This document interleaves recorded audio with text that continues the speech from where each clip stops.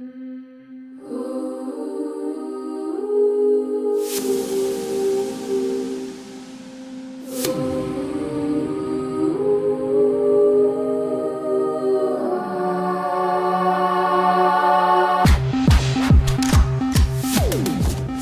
noite, Gotham! Estamos começando mais um podcast Mansão Wayne, o podcast que fala sobre o que mais importa, e o que mais importa, é claro, é o Batman.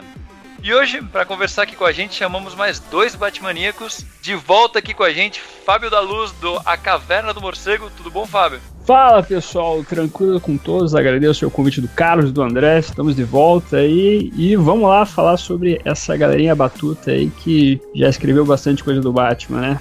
Isso aí. E pela primeira vez aqui no Mansão Wayne, direto do canal do YouTube A Batcaverna, Gabriel Ludwig. Tudo bom, Gabriel? Tudo bem, Carlos? Poxa, muito obrigado pelo convite. É sempre muito prazeroso falar do Batman, né? Tem nada melhor do que passar o tempo em casa do que ficar lendo Batman ou falar do Batman, né? Então, tô sempre aberto a esses convites aí. É isso aí, já dizia a música do Thunderbird, né? Ficar em casa, lendo Batman e Mad e escutando só Ramones Motorhead. Isso aí. Já sabemos que música vai estar tocando agora, né? Exatamente, é. Thunderbird e os Devotos de Nossa Senhora Aparecida. E meu co-apresentador, sempre presente, André Panceira. Fala, pessoal, bem-vindos a mais um programa. Espero que vocês estejam com as mãos descansadas de tanto escrever. E o cara que apresentou todo mundo, o cara que já fez curso de desenho, curso de roteiro, e até agora eu não vi nenhum quadrinho dele, a não ser as tirinhas aqui do Mansão Wayne, Carlos Vasquez, oi JP. Pô, cara, se eu faço curso de desenho, curso de roteiro é pra fazer tirinha do Batman pro Mansão Wayne, pô, que coisa melhor. Nada mais justo, né?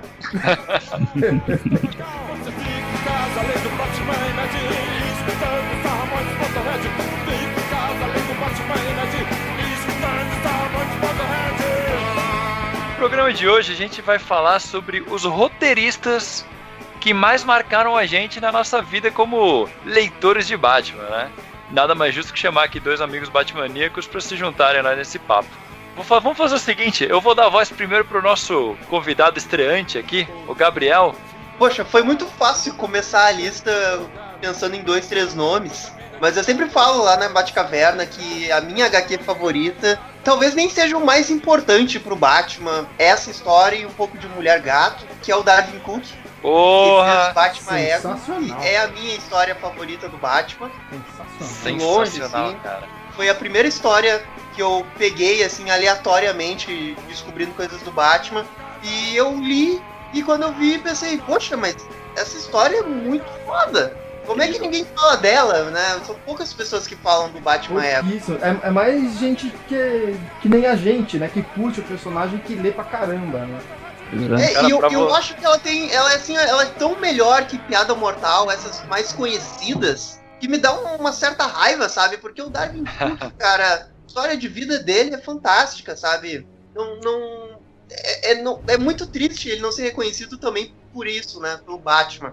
E essa história, cara, Batman Ego, eu também sou um grande fã dessa história, sempre tô recomendando lá quando eu posso, quando o pessoal pergunta, pô, que história que eu posso ler? E é muito bacana que essa história, ela transmite o que é o Batman no sentido de super-herói, sabe? Que além do Batman transmitir essa questão do medo pros criminosos, etc., ela coloca aquela pontinha em que o Batman também é um sinal de esperança pro restante da população de Gotham, o povo de bem de Gotham, sabe? Então é interessante esse lado que o Darwyn Cooke trabalha do super-herói Batman, né? É muito bacana isso. E é uma história que saiu só uma vez no Brasil, foi pela editora Mitos, acho que lá em 2006, 2007. É exatamente isso. E nunca mais saiu, cara. É uma edição assim que eu gostaria de rever saindo aqui no Brasil, porque ela vale muito a pena. Eu acho ela muito importante pro personagem. Eu também gosto. Eu acho engraçado. Dela. Eu acho que é legal porque a edição que saiu aqui mesmo da Mitos, ela é bonita, né? Eu gosto daquele formato, eu gosto de como ela foi lançada aqui. Mas eu concordo com o Fábio, ela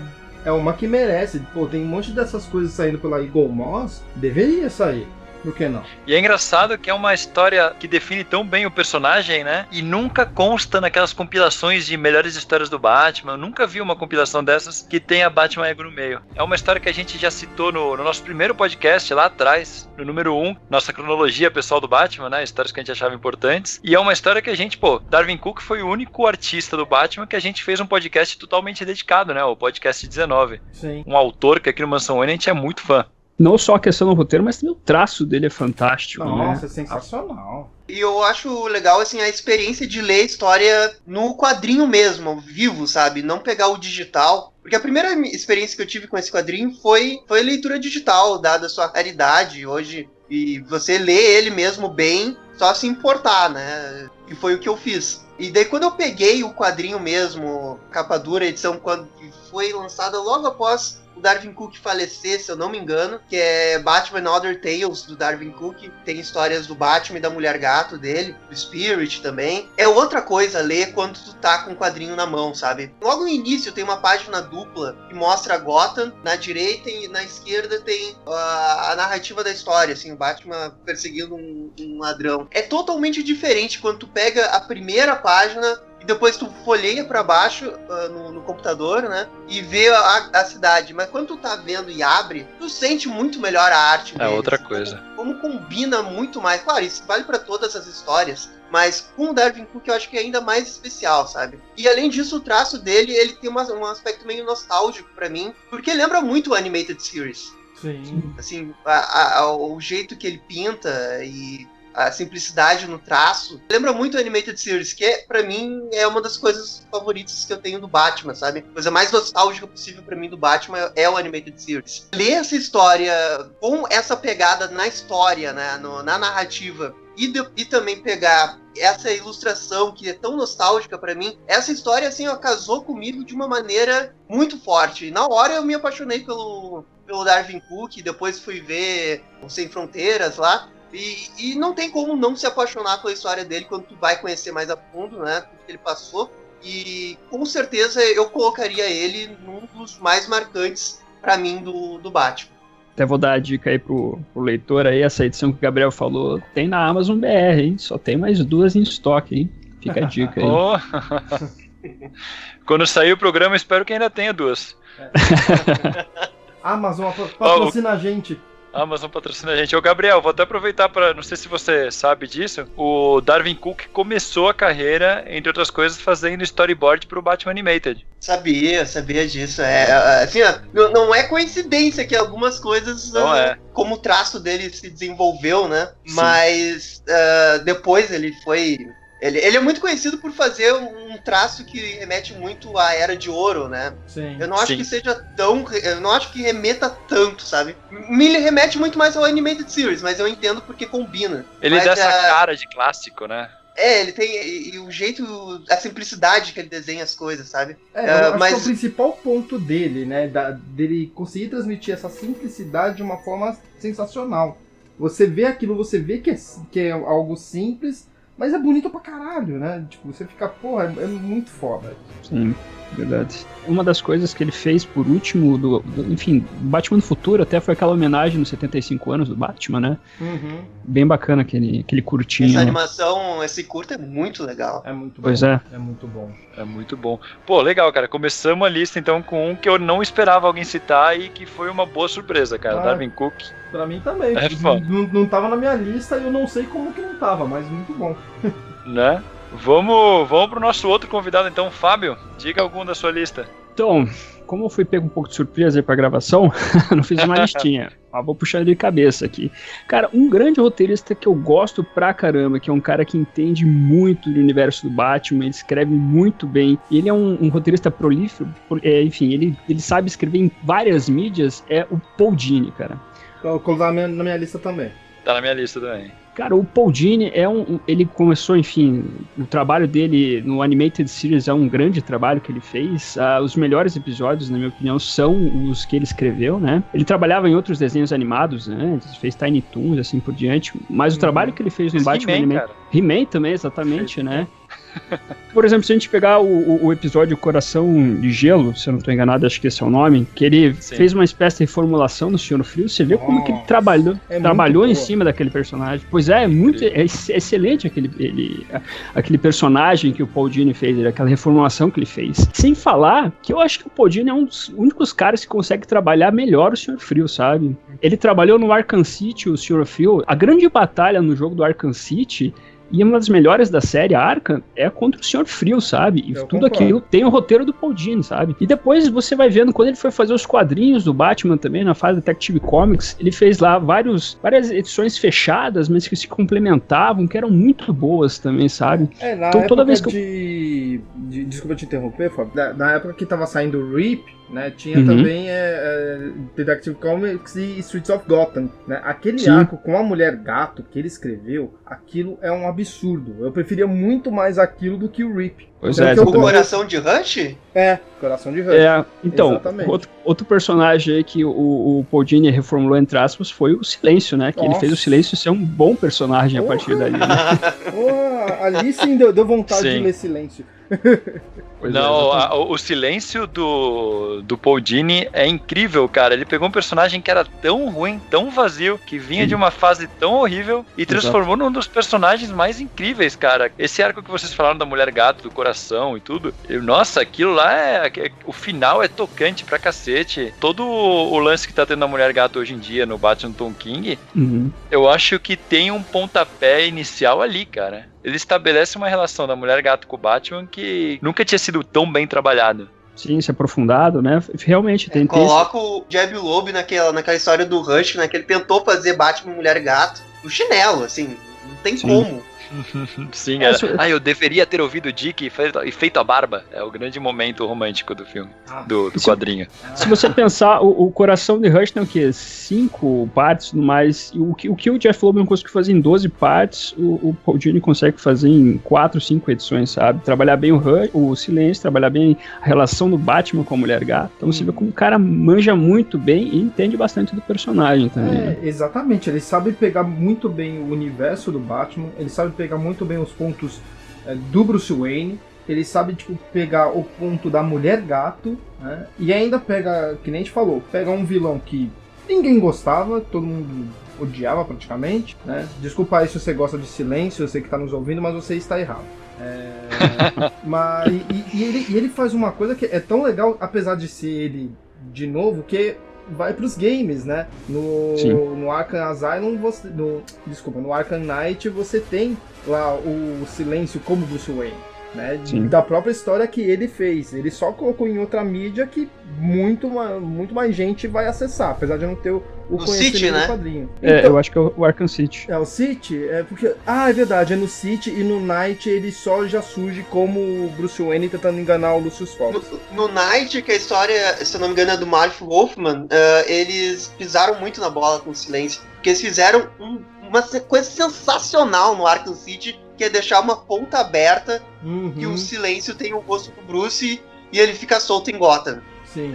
Poxa, que ponta sensacional aquela sidequest é. E depois você vai pro Arkham Knight pilhado pra saber o que vai acontecer, e eles não exploram em nada aquilo, sabe? Muito simplesmente aparece na mão né? do Wayne e dane-se o que acontece com a história do Paul Dini. Sim. Pois é, até o Paul Dini, ele tinha mais ideias para fazer um terceiro jogo do Batman, né? Só que ele até chegou a conversar com o Rocksteady, que é a produtora da série Arkham, dos 3 principais, pelo menos. Só que a Rocksteady falou para ele ir fazer os trabalhos que ele queria fazer, etc., que não ia precisar dele, né? Uma pena, porque o Arkham Knight, em qualidade de história, assim, eu acho que cai muito, assim.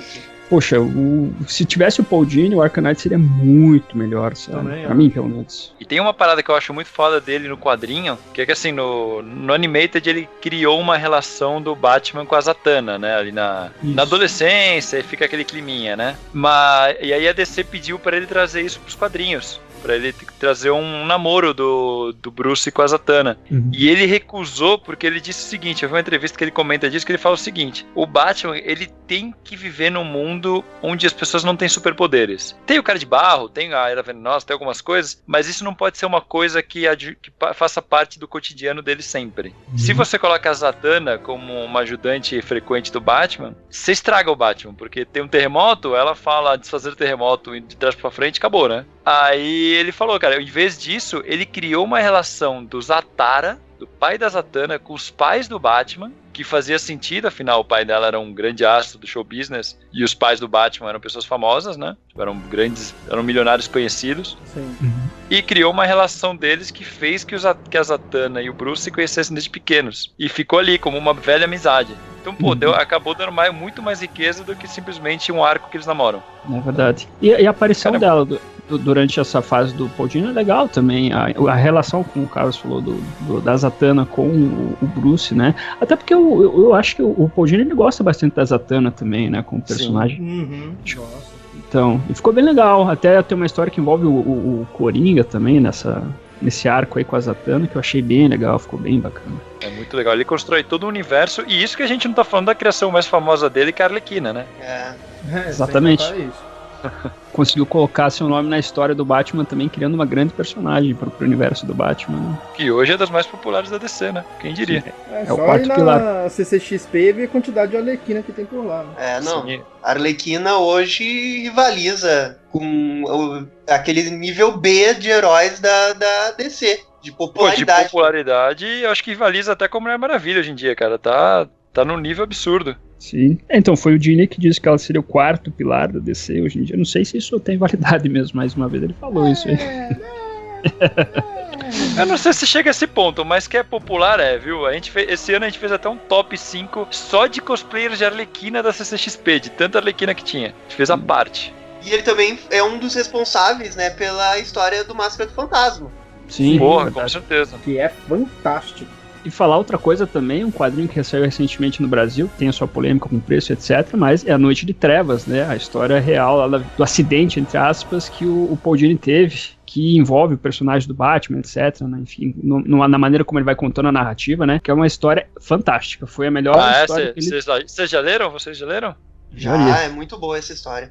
E é legal porque esses acontecimentos que ele narra acontecem bem na fase que ele estava no Animated Series. Então ele conta... No momento ali que ele estava passando pelo trauma, foi durante uma das cenas que ele precisava fazer do Máscara do Fantasma, envolvendo o Coringa. Isso. Que ele conta que sempre teve facilidade em fazer qualquer diálogo do Coringa. Mas chegou naquele momento, ele simplesmente travou. Ele não conseguia fazer nada do Coringa. Cacete. Como o Gabriel falou, ele tinha essa facilidade de trabalhar os personagens, o Batman, o Coringa, etc, né? Só que depois do que aconteceu com ele, que ele foi espancado na rua por assaltantes, ele não conseguia mais escrever o Batman porque ele não conseguia entender como é que ele podia escrever um personagem que, enfim, combatia o crime, etc, se no momento que ele precisou isso não existiu, sabe? Acabou criando um bloqueio pra ele naquele momento. E é interessante ver como é que ele conseguiu sair desse bloqueio. A história é fantástica, foi uma das melhores que eu li em 2016. Essa vale também uma dica aí pro ouvinte ler. Muito bom, fica a dica então pra galera. Bom, então de Paul Dini, pra onde que a gente vai? André, diga um da sua lista aí. Bom, eu vou pra mais velhões aqui, hein? Eu vou pra Maravilha, vamos lá. Jim Starlin. Né? Jim Starlin, cara. Imaginei que alguém ia citar Jim Starlin. Pô, não coloquei na minha lista, mas vale, hein, cara. Porra, com certeza vale. Justifique aí. Né? Pô, o cara só escreveu o Morte em Família, ele só matou o Jason Todd, que bacana que ele é por isso. Ele só fez as 10 Noites da Besta e o Messias. Messias, né? Só, né? Só isso. O cara nem é importante pro Batman, imagina. Então, as duas primeiras eu não sou tão fã, apesar da importância que elas têm, mas sim. O Messias não dá, o Messias é muito bom. É muito bom. Eu também, desses três, Messias é o que eu mais gosto. E tem também um trabalho que não é sobre o Batman, mas o Batman tá muito bem trabalhado, de uma forma bem inesperada até, que é a Odisseia Cósmica, né? Sim. Que também é do Jim Starlin. Sim, verdade. É interessante que é uma história cósmica, mas que o Batman consegue se encaixar bem aí. Sim, o Batman e o Forrageador, lado a lado. Então eu gosto muito da maneira que o Jim Starlin ele escrevia as histórias, né? Principalmente nesses períodos, né? Porque depois ele chegou a escrever algumas outras, mas que não teve o mesmo impacto. Ele não envelheceu muito bem, não. Então ele ficou meio datado. O jeito que ele escrevia combinava muito pra essa época. Era muito legal. Ele sabia como o personagem funcionava. O Jim Starlin, ele não tem como estar fora da minha lista. É muito importante pro Batman. Verdade. É curioso ver como tem alguns roteiristas, tipo o próprio Darwin Cook, que a gente citou, que não fez tanta coisa, mas as coisas que eles fizeram marcaram o personagem, né? Sim. O Jim Starlin é um desses. Ele não fez tanta coisa assim marcante do Batman, mas as coisas que ele fez foram muito marcantes. Até o Messias, ele tem uns aspectos que ele usa umas pequenas pitadas do Cavaleiro das Trevas também, né? Que eu acho bacana. Sim, era uma obra recente, né? Pois é, eu acho bacana. O Messias também é uma história muito boa também. Fugindo um pouco também do universo Batman da DC, né? Ele escreveu coisas muito legais assim pra Marvel. Para pensar, Capitão Marvel, Adam Warlock, ele fez coisas interessantes.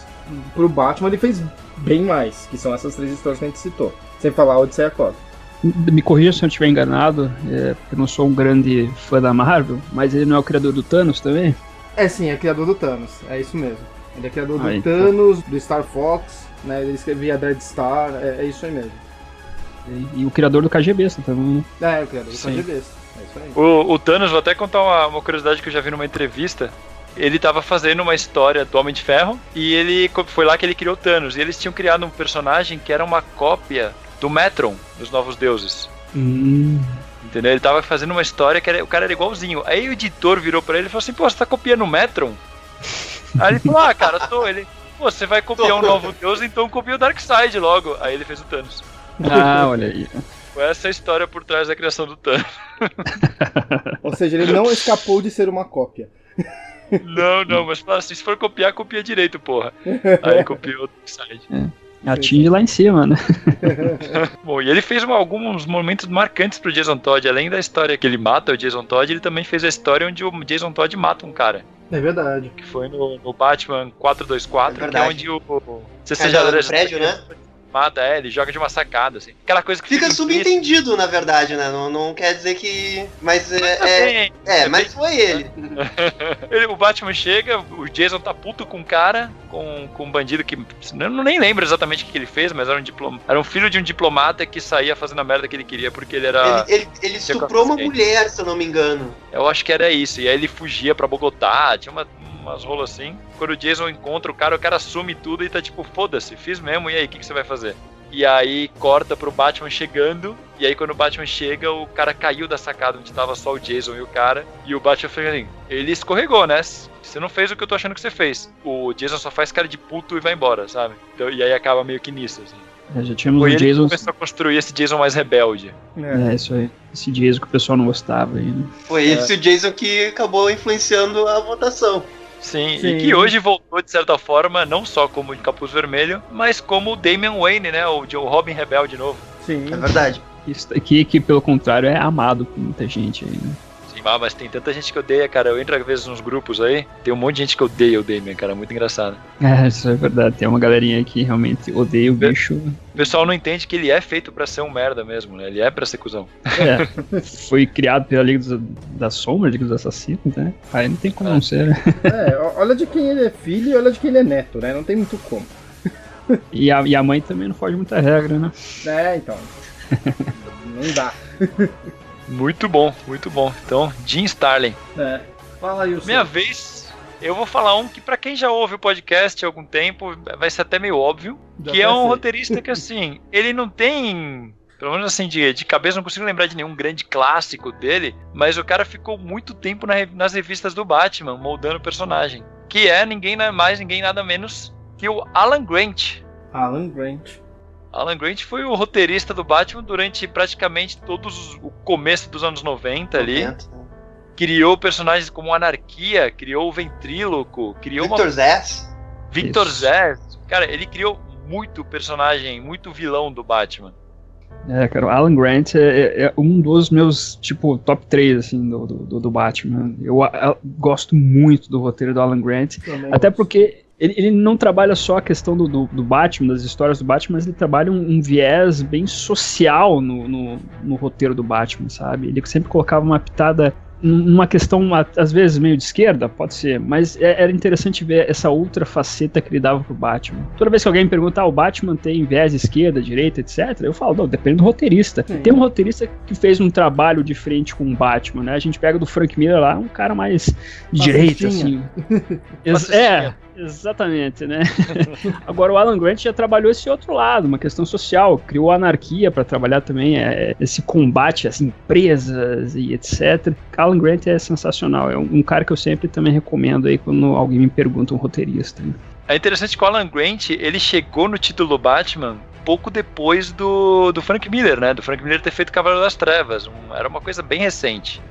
Fazer o quê? 5 anos, nem isso. Eu não tô conseguindo pegar aqui exatamente que ano que ele começou a escrever o Batman, mas foi ali no começo dos anos 90. O que tava na cabeça das pessoas ainda era o Batman do Frank Miller, ainda era o Cavaleiro das Trevas, era o ano 1, que mostra esse Batman mais totalitário, que quer ter um controle total da cidade, que espanca bandido sem dó, sabe? E aí o Alan Grant, que é um roteirista que ele é anarquista declaradamente, assim, ele vai lá e começa a colocar dúvidas na cabeça do Batman. Tipo, as primeiras histórias ali com a anarquia sempre acabavam com o Batman se questionando se a anarquia não estava certo, sabe? De querer derrubar o governo e querer fazer que o povo tome as rédeas da situação, sabe? Pois é. Então é muito interessante porque ele dá uma outra faceta pro personagem. O Anarquia ele foi criado para ser um Robin, né? É que acabou não indo pra frente. É verdade. A ideia é que ele acabasse sendo um Robin. E o Alan Grant acabou participando também da criação do Tim Drake, né? As primeiras histórias do Tim Drake eram do Alan Grant também. Sim. Eu lembro que o Alan Grant ele fazia muito aquelas histórias de crossover, né? O Batman encontrando outros personagens. Ele encontrou muito o Judge Dredd com os roteiros do Alan Grant. Teve bastante coisa desse tipo que o Alan Grant trabalhava também, sabe? Acho que ele fez também um encontro com o Demolidor do Batman. Acho que aquela história que tem o Batman abduzido também é dele. Isso, também é dele. Sim, a maioria das histórias que são desenhadas pelo Norm Breakful, que também no podcast sobre os maiores desenhistas eu citei sem parar, que é um dos casos que eu mais gosto. A maioria dos trabalhos do Norm Breakful com o Batman tem roteiro do Alan Grant. Uma dupla também fantástica, né? Em termos de dupla, eles são um dos mais marcantes do Batman, com certeza. Se for fazer as runs, né, a run deles ali foi muito marcante. Com certeza, com certeza. Ainda tinha a capinha do Kelly Jones, né, com aqueles Batman pompudo. Sim. Ó, vocês falaram do crossover com o Demolidor. Ele fez o segundo crossover do Batman com o Demolidor, que curiosamente não é tão legal. É mais ou menos, assim. O primeiro é melhor. Mas é interessante que ele trabalhava bastante. Qualquer coisa que você via. Assim, aqueles formatinhos da Mitos não, né? Formato meio paraguaio, não formato americano, não formatinho, né? Tem bastante histórias que o Alan Grant fez, né? Essa do Demolidor, essa que o Gabriel falou também, do Abduzido. Tem a Área 51 também, que eu acho que é dele, se eu não tô enganado. Então tem bastante histórias dessas, assim, que o Alan Grant trabalhou. E é curioso porque no Batman ele trazia essa parada mais psicológica, né? Ele tem umas histórias que você fica mal depois de ler. E por outro lado ele foi o principal roteirista da revista do Lobo, né? Então, ele consegue trazer várias facetas, né? Ele veio do mercado inglês, né? Ele escrevia Juiz Dredd e tal. Então ele consegue fazer essas maluquices que roteiristas americanos normalmente não fazem. Ele é diversificado, né? Ele não fica só, tipo, pensando em uma coisa só. Tem aquele mesmo padrão de história. Ele consegue se diversificar com isso. Mas também, no caso do Lobo, ele tinha o Giffen com ele também. Você falar o Beasley, né? Então, sim. Ali, nossa, imagina como é que é o brainstorm dos caras. Deveria ser bem louco, né? Eu tô aqui dando uma olhada nos quadrinhos principais que ele escreveu. Tem um túnel do tempo que ele fez que eu acho muito foda. Tipo, é aquela coisa assim, não é um grande clássico, mas eu acho legal pra caralho. Aquele túnel do tempo onde o Batman é o Etrigan. Não sei se vocês já leram. É o Bat-Demônio Etrigan. De dia ele é o Batman, ou ele é o Bruce, e de noite ele é o Etrigan, sem saber que ele é o Etrigan, né? Exatamente. E aí tem uma arte muito louca essa HQ. Sim. Vou até ver quem que é o artista aqui. James Murray. Não conheço de outros trabalhos. Mas ele tem um trabalho bem Ele lembra um pouquinho Beasley, só que mais limpo. Eu não sei, é uma arte bem foda, bem fantasia medieval, assim. Os desenhos parecem meio charges, assim, porque eles ficam em ângulos meio desproporcionais, sabe? Não é uma arte bem tradicional, assim, ele foge bastante. É curioso, quando saiu o Multiversity, que saiu agora do encadernado bem bonito da Panini, tem uma das terras é aquela terra onde o Super-Homem é o Etrigan, né? E todos os personagens são mistura de personagens mais Vertigo com os super-heróis tradicionais da DC. E eu fiquei muito pensando, tipo, pô, por que não aproveitaram esse universo onde o Batman é o Etrigan, né, pra juntar ali? Tem outra história também de Túnel do Tempo que eu gosto do Alan Grant, que saiu numa minissérie em 4 partes pela editora Abril, que é Batman Túnel do Tempo, que é O Tirano. Nossa, o Tirano.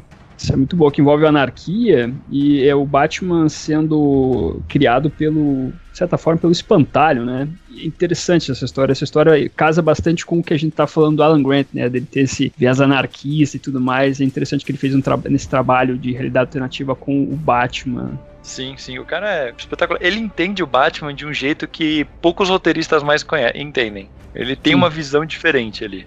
Com certeza. Se você quer ler um Batman diferente do que a gente vê geralmente, Alan Grant é a pedida.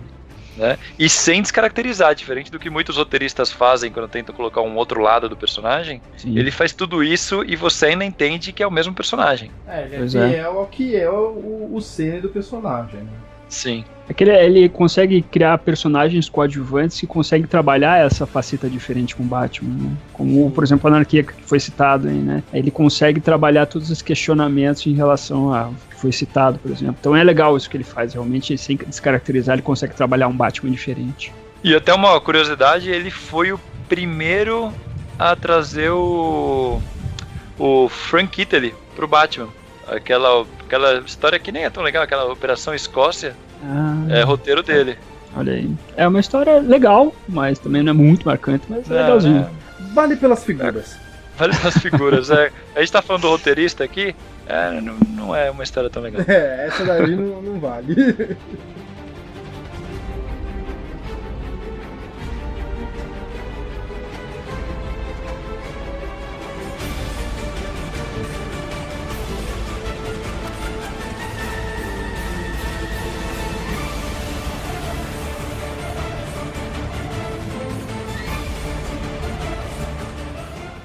Gabriel, só vez de falar mais um roteirista.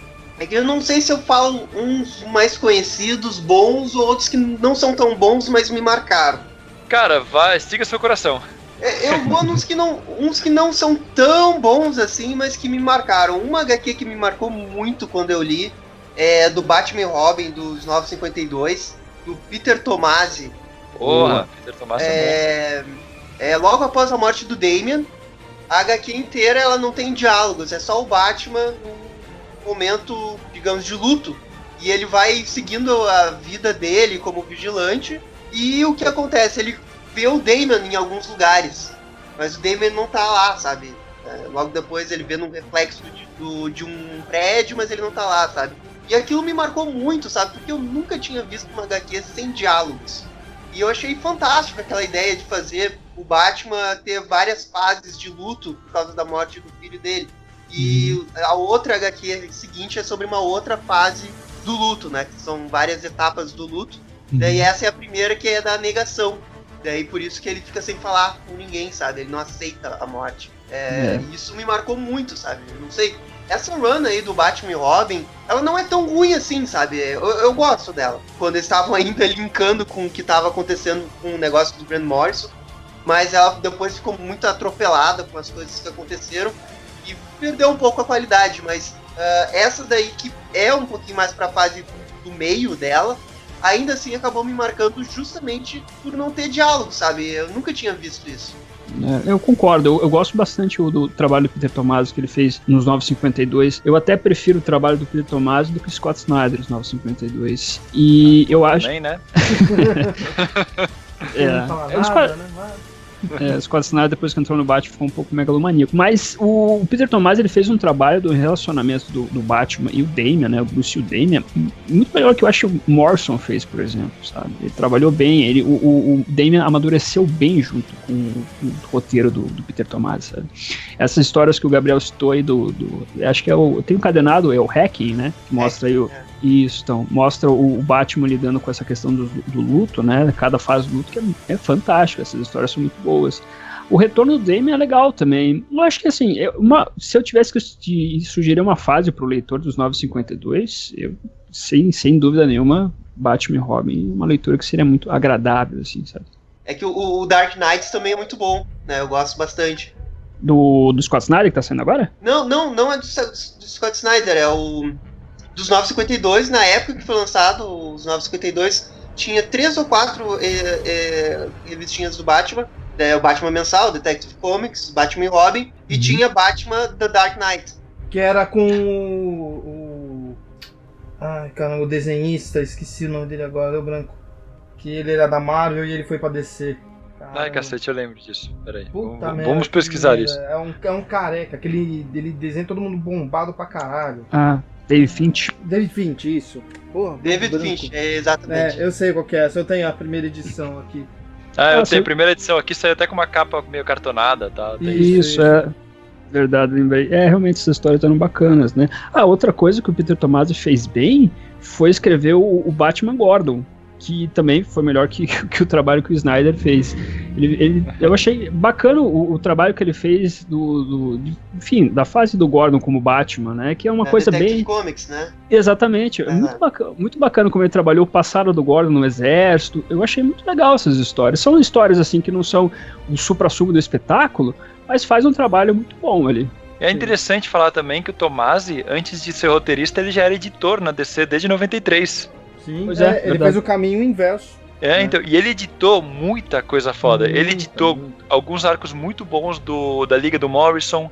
Ele editou o Batman do Morrison. Ele editou a Sociedade da Justiça do Geoff Johns. Ele editou muita coisa boa. Editou todas as coisas do Lobo, do Alan Grant, que a gente citou agora. Sim. Sem falar que ele mesmo, coisa. Antes dele estar em Batman, ele escrevia muito bem Asa Noturna. Eu adorava a Asa Noturna dele. Era muito bom. Era muito legal o que ele fazia lá. Sem contar que uma das tramas que tem nas histórias do Asa Noturna é uma das principais coisas que acontece na Noite Mais Densa. Que é o Asa Noturna, ele vai resolver um crime lá que é de corpos dos vilões que estão desaparecendo. E aí ele recupera os corpos e eles colocam tudo na base da Liga. E aí quando tem a Noite Mais Densa, onde que vai anel pra caralho? Lá na base da Liga, que tem um monte de corpo de super vilões.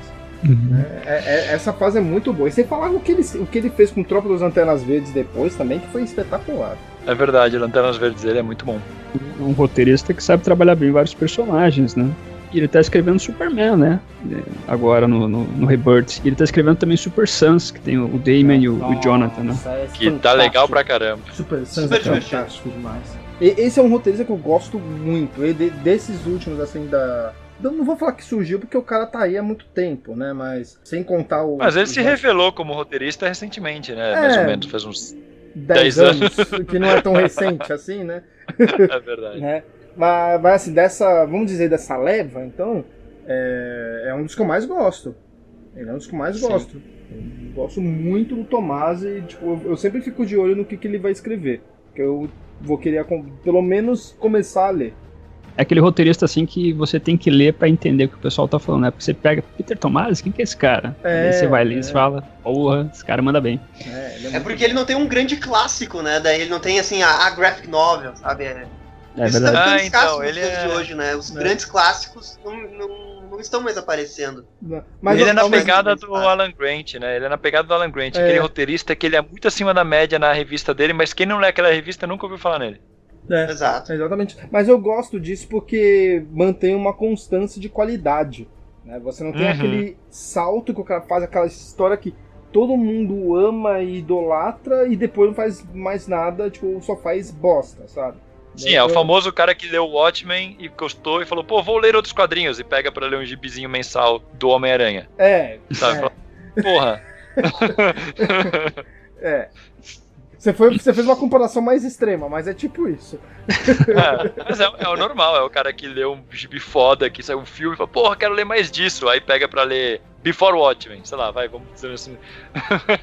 Mas o Tomás é um cara que ele é muito bom, ele sabe escrever, acho que mantém uma boa média, né, cara? Ele mantém um nível muito bom. Ele mantém um nível muito bom e isso que é legal dele. É isso que a gente quer mais nos quadrinhos, cara. Parar com essa rotatividade de roteirista que costuma ser a revista do Batman, que hoje em dia, felizmente, pararam com isso um pouco. Mas que até um tempo atrás tava aquela coisa, né? Um arco de um roteirista, outro arco de outro roteirista, e um ignorava o que o outro tinha feito. Vamos ver, agora no Rebirth parece que a DC tá tomando consciência disso. Vamos lá. Então, depois do Peter Tomasi, Fábio, mais um da sua lista. Pois então, eu peço desculpa aos colegas, mas vou chutar a porta agora e vou trazer o Dennis O'Neil. Tá na minha lista também. Eventualmente ele ia aparecer, né? Não tem como. Acho que tá na lista de todo mundo. Talvez o escritor que mais tempo trabalhou com o Batman, cara. Eu acho que ele foi o que eu acho que é o Bill Finger, mas ele... É que se a gente for considerar a hora de ouro, a hora de prata e tudo mais, aí realmente fica difícil lutar com aquela galera. Exato. Mas dos anos 80 pra cá, cara... Dos anos 70 pra cá, o Denny O'Neil não saiu até o final da Terra de Ninguém. Sim. Eu acho que na verdade ele ficou mais que o Bill Finger, agora que eu tô pensando assim. Ficou ali 30 anos, né? Foi 30 anos, é muito tempo. É que se for olhar, o Bill Finger ele continuou escrevendo muito, né? Ele escrevia muitas HQs, né? Sim. O Dennis O'Neil teve uma fase que ele flutuou muito de um lado pro outro, né? Ele foi pro Azrael, né? Ele foi pro não sei o quê. Mas sempre no teve uma hora que ele foi ali, editor, mas ele tava sempre como editor, né? Coordenando, né? Ele ficou lá, ele começou naquela época lá com o Neil Adams e tudo, que era uma época que ele era um jovem escritor, né? Proeminente. E, cara, ele ficou ali escrevendo, aí ele virou editor assim, até os anos 2000, ele não saiu de lá. Então ele criou o Azrael junto ali com o Quesada, e teve todo o negócio da queda do morcego, teve todo o negócio do Contágio, do Terra de Ninguém, é tudo coisa dele. Sim, verdade. Então, Terremoto, então ele fez Batman Xamã, né? Batman Xamã. Nossa, Xamã muito bom. Ele idealizou, né, a revista The Legends of the Dark Knight, que é uma grande revista do Batman, né? A minha grande admiração pelo Dennis O'Neil foi trabalhar o Batman detetivesco, né? Além de, enfim, eu gosto muito do Batman 66, mas também eu gostei do trabalho que ele fez nessa reformulação do Batman nos anos 70, né? E eu gostei muito da pegada que ele colocou do Batman, né? Ele se inspirou muito no trabalho lá do Bill Finger, no começo, lá na Era de Ouro, né? Antes do Robin. Ele disse que ele realmente queria tirar o Robin, deixar o Batman sozinho e tudo mais.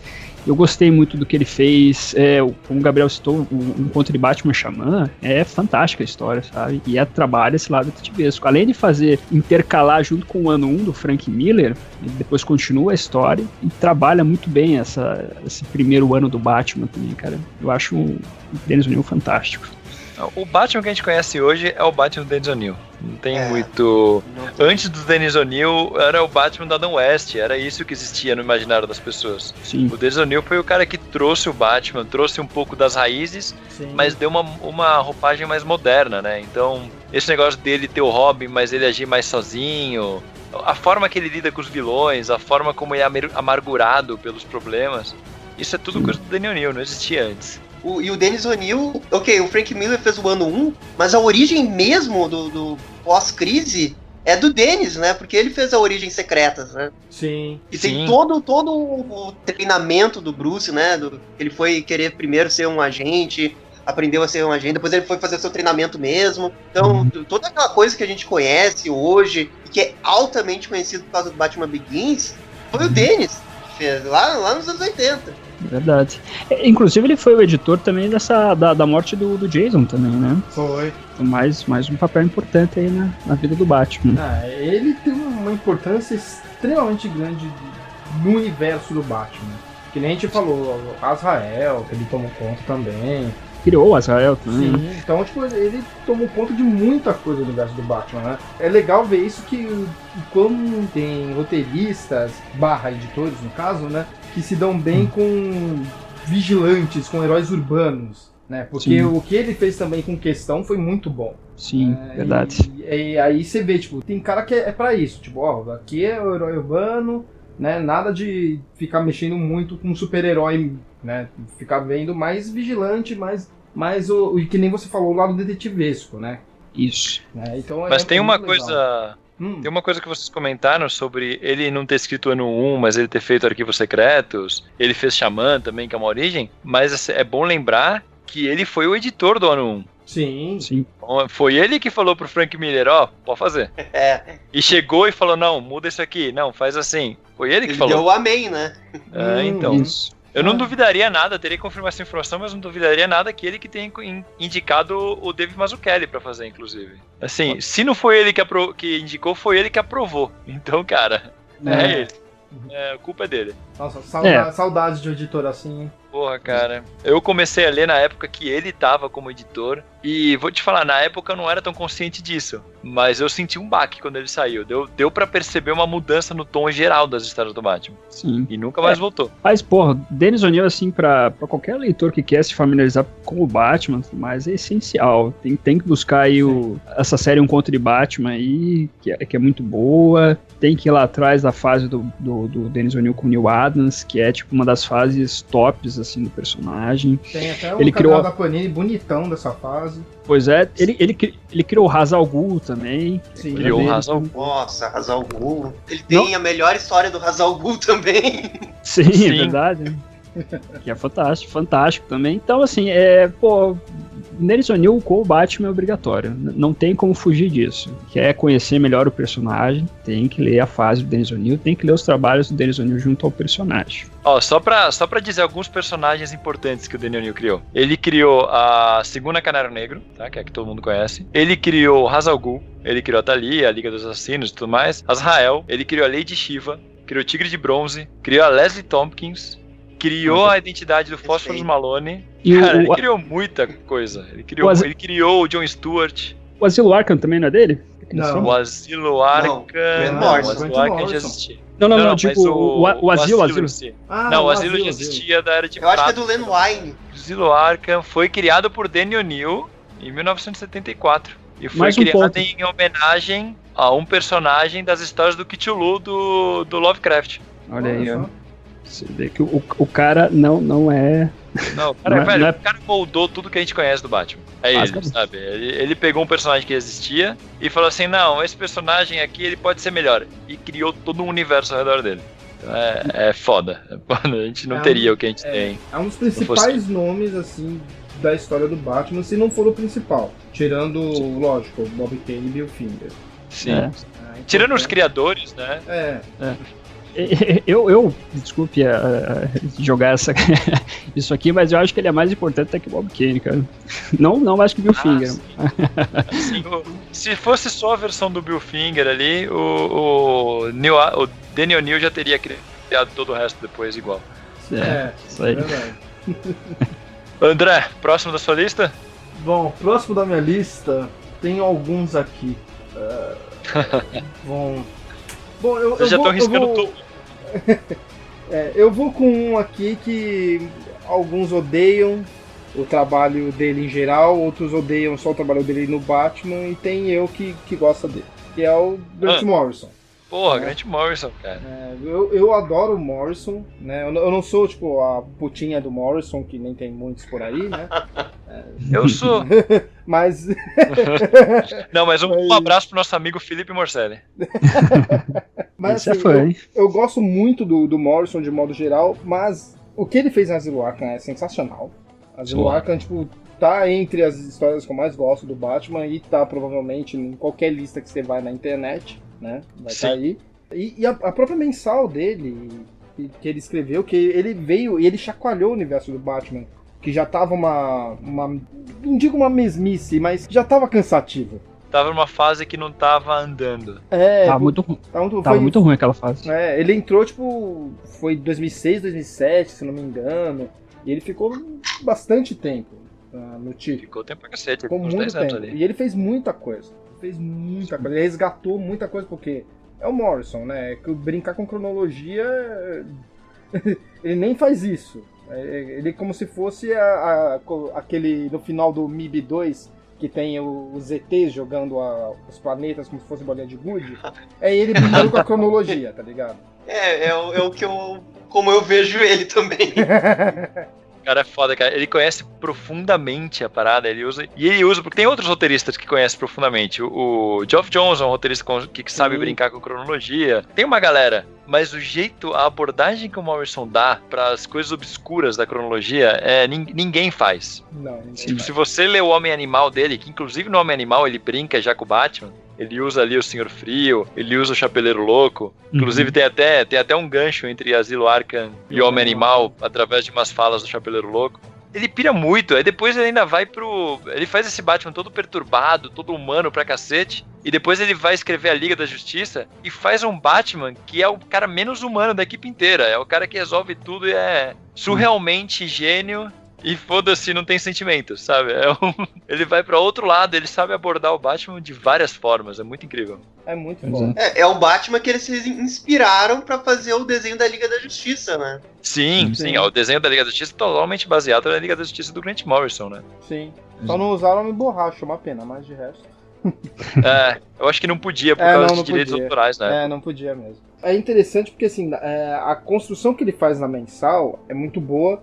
Ele vai fazendo um caminho até chegar em RIP, né, que paralelamente está rolando Crise Final, né, por isso que daí tem pessoas que se confundem no modo como o Batman morreu, apesar de eu não achar confuso, mas... Né, não, mas é um pouco, pra leitor casual é muito... Na verdade, pra leitor casual, qualquer coisa relacionada à Crise Final é confusa. Não, pra leitor casual, qualquer coisa relacionada a Grant Morrison é confusa. Sim. Mas eu acho muito legal tudo o que ele faz com o Batman morrendo, e aí depois ele vem tipo, com a cereja do bolo e faz Batman e Robin. Batman e Robin é lindo. Aquilo lá é lindo. E ele muda completamente o estilo. Ele inverte a coisa. Ele começa a trazer um Batman que não é tão sombrio. Né? Porque faz sentido, porque o Dick, por mais que ele fosse o Batman ali, ele não é o Bruce. Né? Ele tem outra pegada. É outra pegada, é um outro personagem. E a dinâmica que ele fazia dele com o Damian era muito boa. Apesar de a gente ter falado agora há pouco que o Tomasi fez uma dinâmica extremamente foda do Bruce com o Damian, mas o que o Morrison fez com o Dick e o Damian, eu acho muito foda. É muito bom. O que torna o Damian tolerável pra mim é essa run. É a relação Dick e Damian. Como funcionou o personagem. Foi aí que o personagem cresceu, né, de uma certa forma. Antes ele era tipo o filho maluco do Batman, vamos dizer assim. Uhum. Com essa série, que ele realmente assumiu o manto de Robin, o personagem só cresceu dali pra frente. Uhum. Concordo muito com o Gabriel, do que ele fala aí. Foi ali que você tornou o Damian algo além do que apenas um moleque de 9 anos que é um assassino. Sim, inclusive as primeiras aparições do Damian são bem esquisitas. O Damian não é um personagem bem explorado. Assim, é interessante pro Batman. É muito, muito arrastado. Sim. Sim. É interessante pela forma que afeta o Batman, mas você percebe que ele ainda não sabia muito bem onde ele queria chegar naquele momento. Depois é exatamente isso. E uma coisa curiosa é que o primeiro contato primeira coisa que o Morrison escreveu do Batman, que foi aquele Gothic, né, que aqui saiu no Um Conto do Batman, não é tão bom, né? Pelo menos eu não acho tão bom. Não sei se vocês leram isso, que é o... Eu já li, eu não sei, eu não acho ruim, mas os outros trabalhos ali, o Asilo Arkham, eu acho muito melhor. Então, o Gothic eu acho bem abaixo da média, assim, até de história do Batman mesmo. Não é que seja ruim, mas eu acho aquela típica história, tipo, pra completar mix de revistas, tá ligado? É como se fosse... Não, mas é esquisito, porque ele insere uns elementos na infância do Batman que ele mesmo nunca mais citou, porque... Não sei, eu acho que mexem demais com a origem dele e com a essência do personagem. Que ele, pra quem não leu, faz um tempo que eu leio, tá? Então não vou lembrar de muito detalhe, mas pelo que eu lembro, era sobre a infância dele no colégio interno, e começou a ter uns assassinatos no colégio, que ele viu gente morta, e aí depois acaba tendo toda uma história sobrenatural, sobre espíritos que viviam naquele orfanato e tal. Naquele colégio interno e tal. E ele volta depois de velho. É muito fora do que é o Batman, sabe? Ele vê uma coisa quando era criança, fala pro pai dele, daí o pai não leva o negócio adiante, ele sai do colégio.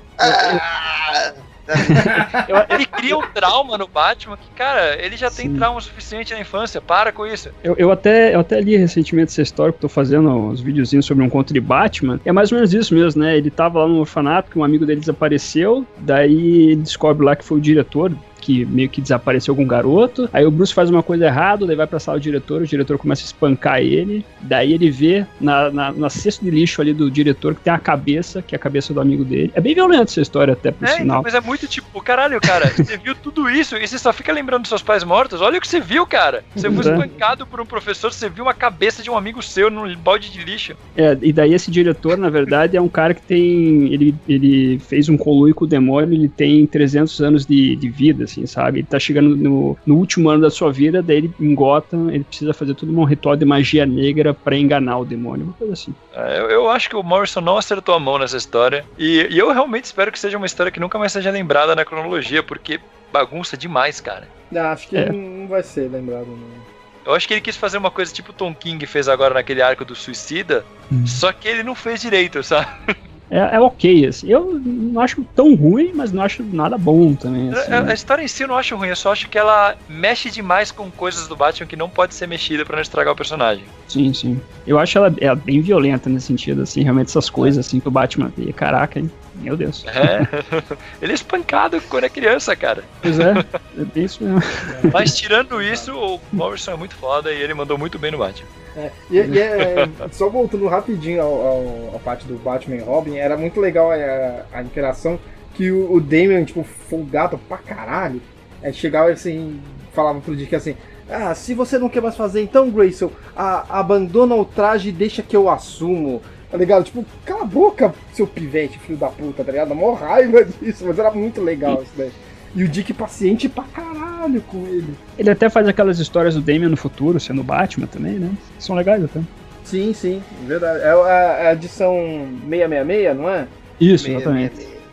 Nossa, e ele também fez uma história de terror do Coringa que é em texto. Essa boa, realmente é muito boa essa história. Que até bem desconhecida, mas poucas pessoas conhecem, mas ela é bem interessante. E reza a lenda que o Heath Ledger se baseou em algumas coisas dessa história quando ele estava gravando o Batman Cavaleiro das Trevas, porque saiu no mesmo mês que aconteceram as gravações. Tem uma passagem que o Coringa fala que ele acha AIDS divertido, acha AIDS como uma piada e tudo mais, e eu lembro que o Heath Ledger citava isso também no diário, referente ao Coringa. Realmente é verdade, eu me lembro de algo assim. Então, tem essa relação, o Gabriel bem lembrou, hein? Bom, vou partir para mais um. Eu vou fazer o seguinte, eu vou fazer um favor para todos. Vamos tirar o Frank Miller do meio logo? Vamos lá, então. Vamos lá. Porque tá na lista de todo mundo, né? Tá pro bem e pro mal, né? Exato. Foi um dos que definiu o Batman que a gente conhece hoje, escreveu o Cavaleiro das Trevas, escreveu o Ano 1. Alguém quer falar algo sobre o Frank Miller? Bom, ele basicamente fez uma das histórias mais importantes do Batman dos quadrinhos, né? Já por isso já merece a citação, a menção aí, né? Pra mim ele fez, tipo, eu não sei dizer se as duas melhores ou as duas maiores. É que melhor é meio complicado, porque a gente citou tanta gente aqui, né? Ele fez, mas acho que as maiores, assim como Ano 1 e Cavaleiro das Trevas, cara, tipo... Pô, achei que você ia falar All-Star e Cavaleiro das Trevas 2, cara. Você fodeu. E 3? Achei que você ia falar o Holy Terror. Nossa senhora. Deus do céu. Nossa, coisa horrível, velho. Mas, cara, o Frank Miller é um que merece um podcast próprio. Só pra falar do... Ele tem até o próprio Miller verso do Batman, né? Que Sim. Porque ele escreveu tanta coisa solta, né? Ele escreveu no 1, ele escreveu Cavaleiro das Trevas, ele escreveu algum especial outro, fez ali o All-Star, e todas elas se encaixam um pouco. Então dá pra falar que tem o universo Frank Miller do Batman. Se eu não me engano, eles estão numa terra, né? Terra 30 e poucas, assim, que o All-Star tá conectado. Sim. No multiverso acho que não consideram mais ele, mas naquele multiverso que teve logo depois da Crise Infinita, tinha uma terra que era a Terra do Cavaleiro das Trevas, que era o Millerverso. Então apareceu lá no Countdown Arena e outros grandes clássicos. Mas qual história que vocês mais gostam do Frank Miller? Perguntando pra vocês aí, já que tem tantas boas dele aí. Cara, eu acho que fica entre Ano 1 e Cavaleiro das Trevas mesmo. Acho que é bem clichê mesmo. Pra mim são essas duas. Eu prefiro o ano 1 que Cavaleiro das Trevas.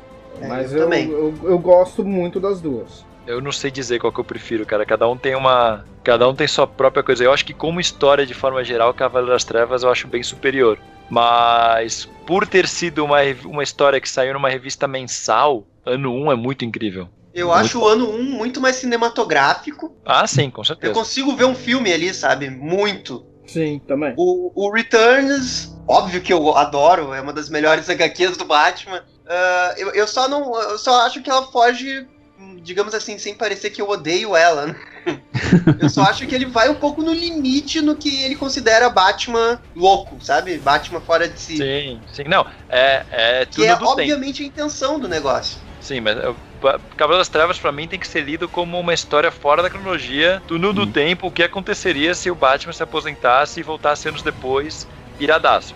Sim. Eu, por exemplo, eu não gosto muito, tem muito... Inclusive amigos nossos que Batmaníacos que gostam de pensar no Cavaleiro das Trevas como o futuro que vai acontecer. Como a Inclusive, se história incomodam. final do Batman. Né? Inclusive se incomodam quando alguma história aponta para um lado que impossibilita algo do Cavaleiro das Trevas de acontecer. Eu já gosto eu tenho meus especiais aqui guardados em pastas por tema, né? O Cavaleiro das Trevas tá na minha pasta de Túnel do Tempo. É isso, sabe? É Túnel do Tempo. Não é dentro da cronologia, é outra coisa. Algumas pessoas colocam esse como Batman definitivo, eu não coloco. Não consigo colocar. Não, também não. Não dá. É muito foda, é muito legal como uma piração com o Batman, mas não é o Batman definitivo, é uma piração com o Batman. Exatamente. Eu acho o ano 1, apesar de ser o começo, eu acho um Batman muito mais definitivo do que Cavaleiro das Trevas. Ah, sim.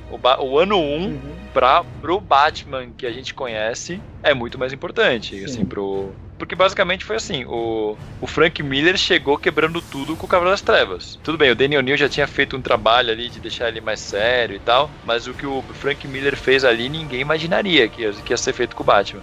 E aí o que o ano 1 fez foi assim, beleza, muito legal o seu Batman, agora vem cá, coloca isso numa história na cronologia, faz um Batman na cronologia. E aí você vê que o próprio Frank Miller percebe que assim, não dá pra fazer aquilo, é outra coisa. E aí ele fez o ano 1, que é a origem do Batman, que é muito mais, podemos dizer assim, pé no chão, né? Uma coisa mais... É um Batman mais leve, menos eu acho. pirada. Mais leve, dá pra dizer assim. Não que dê pra falar que ano 1 é uma história leve, mas não é mais... Não é um Batman que, o cara lá tá querendo alejar todo mundo, não sei o que, no Cavaleiro das Trevas. Esse Batman é mais tranquilo. É um Batman assim. com esteroides, né? É bem isso mesmo. É um Batman totalmente pistolaço. Cavaleiro das Trevas criou aquela famosa coisa que foi usada muito na época da Image, e até hoje um outro roteirista faz, que é: eu poderia atacar ele de 5 formas. Isso. Uma delas mataria, 3 aleijariam. Obviamente usei uma dessas 3. Tipo... Bem isso mesmo.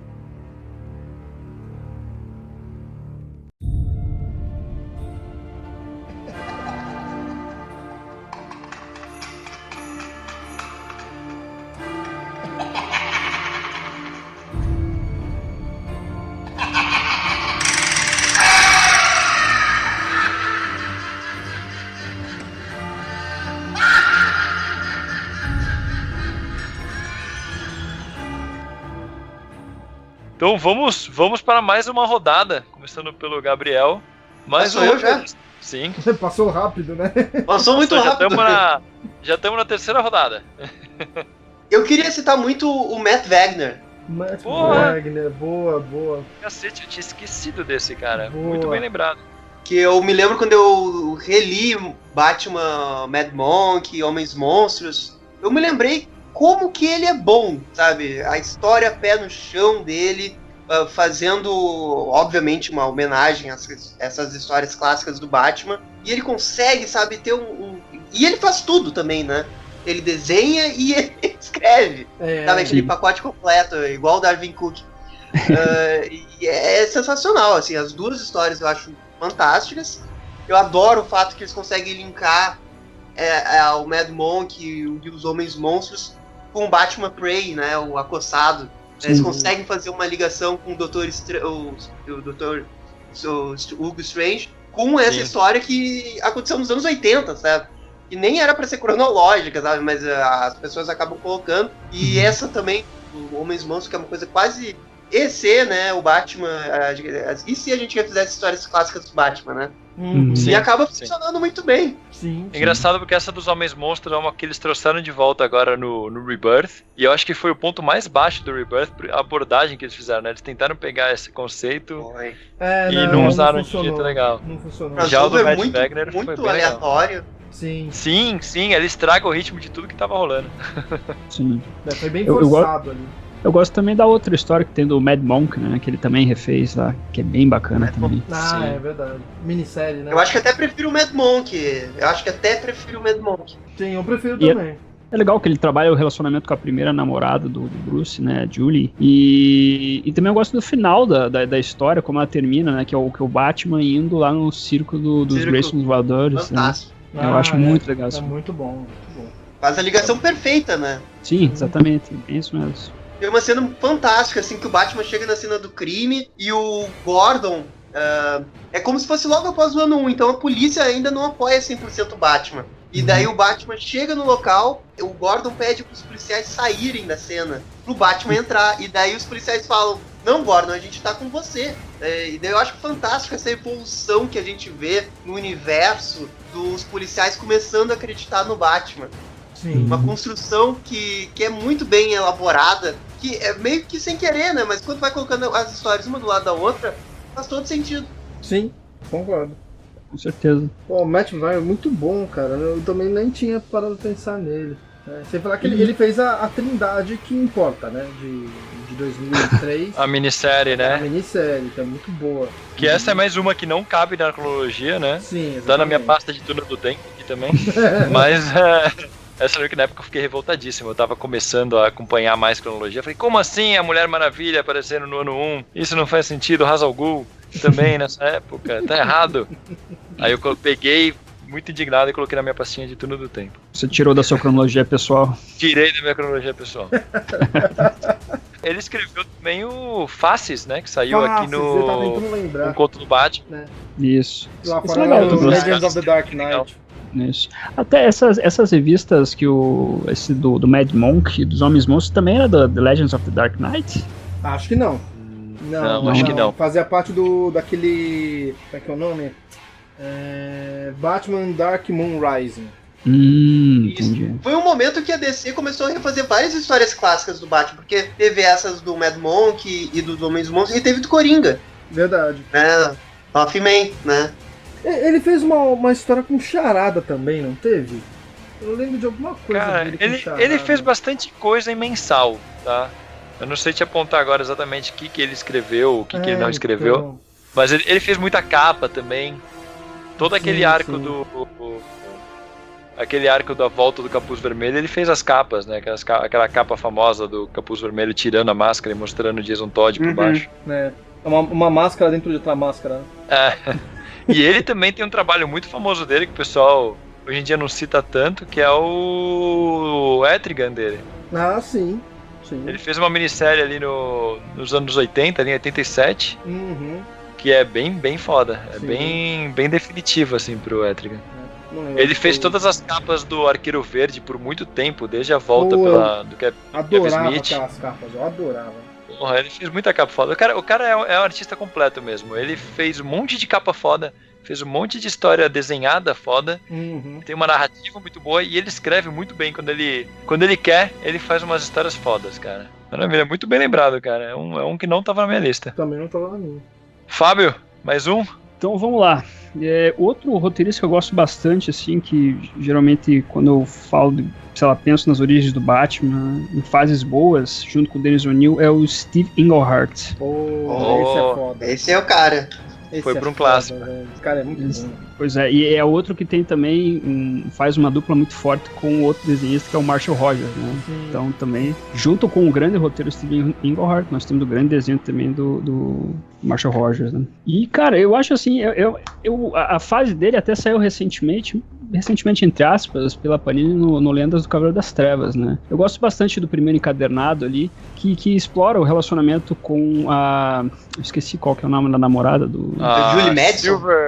Silver St. Cloud. Exatamente. Eu acho interessante. Acho interessante o trabalho que ele fez também com o Hugo Strange. Até algumas histórias ali do Steven Englehart foram bases para episódios do desenho animado, do Animated Series. Aquele episódio onde o Hugo Strange vende a identidade secreta do Batman lá pro Coringa, pro Duas Caras e o Pinguim, é baseado numa história que o Steven Englehart fez nessa fase, nesse começo aí. O Steven Englehart é uma fase... Eu não lembro qual que é o título da história, mas é a história onde o Hugo Strange descobre a identidade do Batman e ele faz um leilão com a identidade. Estranhas Aparições. Sim. O encadernado Estranhas Aparições tem isso. Isso, exatamente. Essa saiu também pela Eagle Moss. Eagle Moss, é a única coisa que eu tenho da Eagle Moss que eu fiz questão de comprar porque não tinha essa HQ.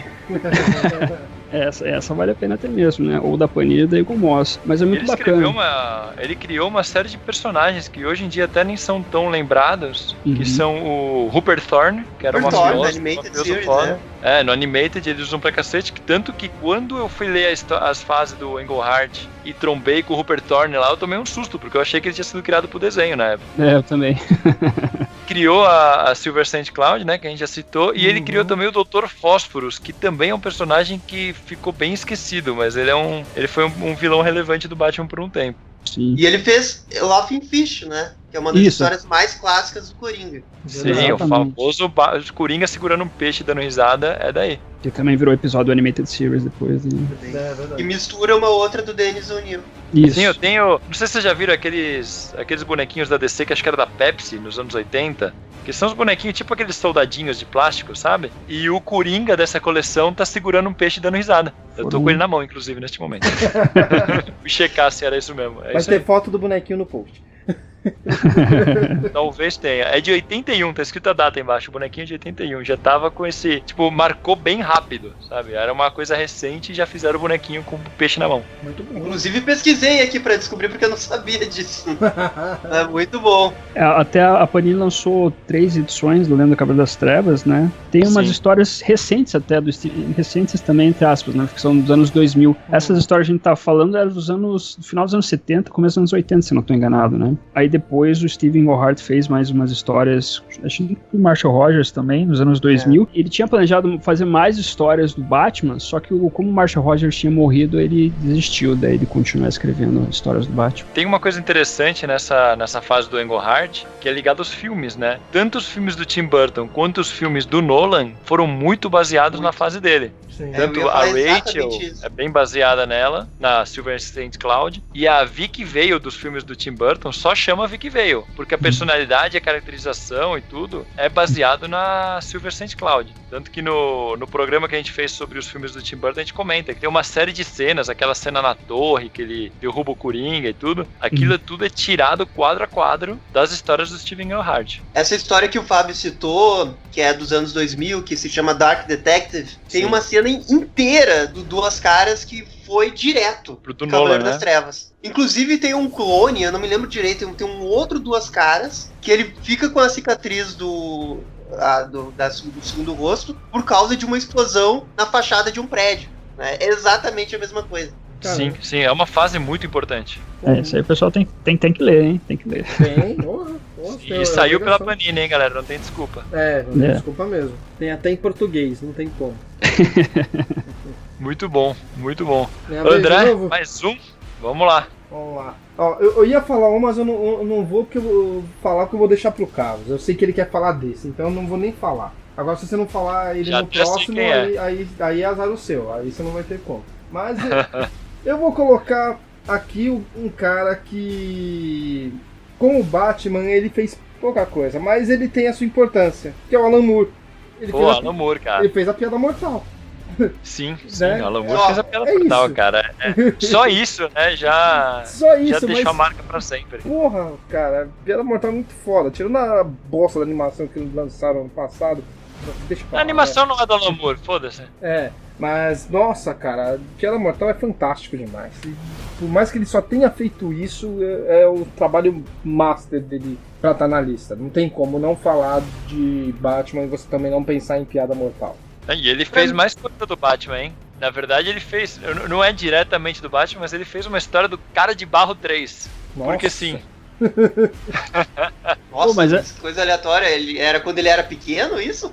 Não, é o Cara de Barro. Sabe o Cara de Barro 3? Aquele que queima as pessoas com toque? Sim. Aham. Ele fez uma história que o Cara de Barro se apaixona por uma manequim de uma loja. Isso. Aí ele arromba a loja. É uma loja tipo Mapping, sabe? Uma loja de móveis e roupa, tudo misturado. Mapping foi bem, denunciou a idade.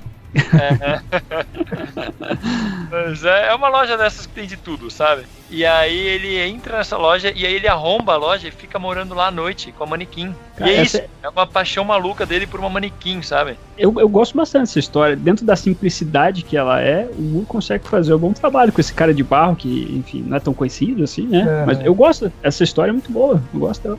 É que lembra um pouquinho uma do próprio Steve Englehart, que tem uma do Cara de Barro e também envolve ele sequestrar alguma coisa. Na verdade é uma pessoa, né? Não é alguma coisa. Mas lembra muito, sabe? Até os motivos acabam sendo parecidos. Se eu não me engano, e posso estar errado, acho que o Cara de Barro 3 é do Englehart.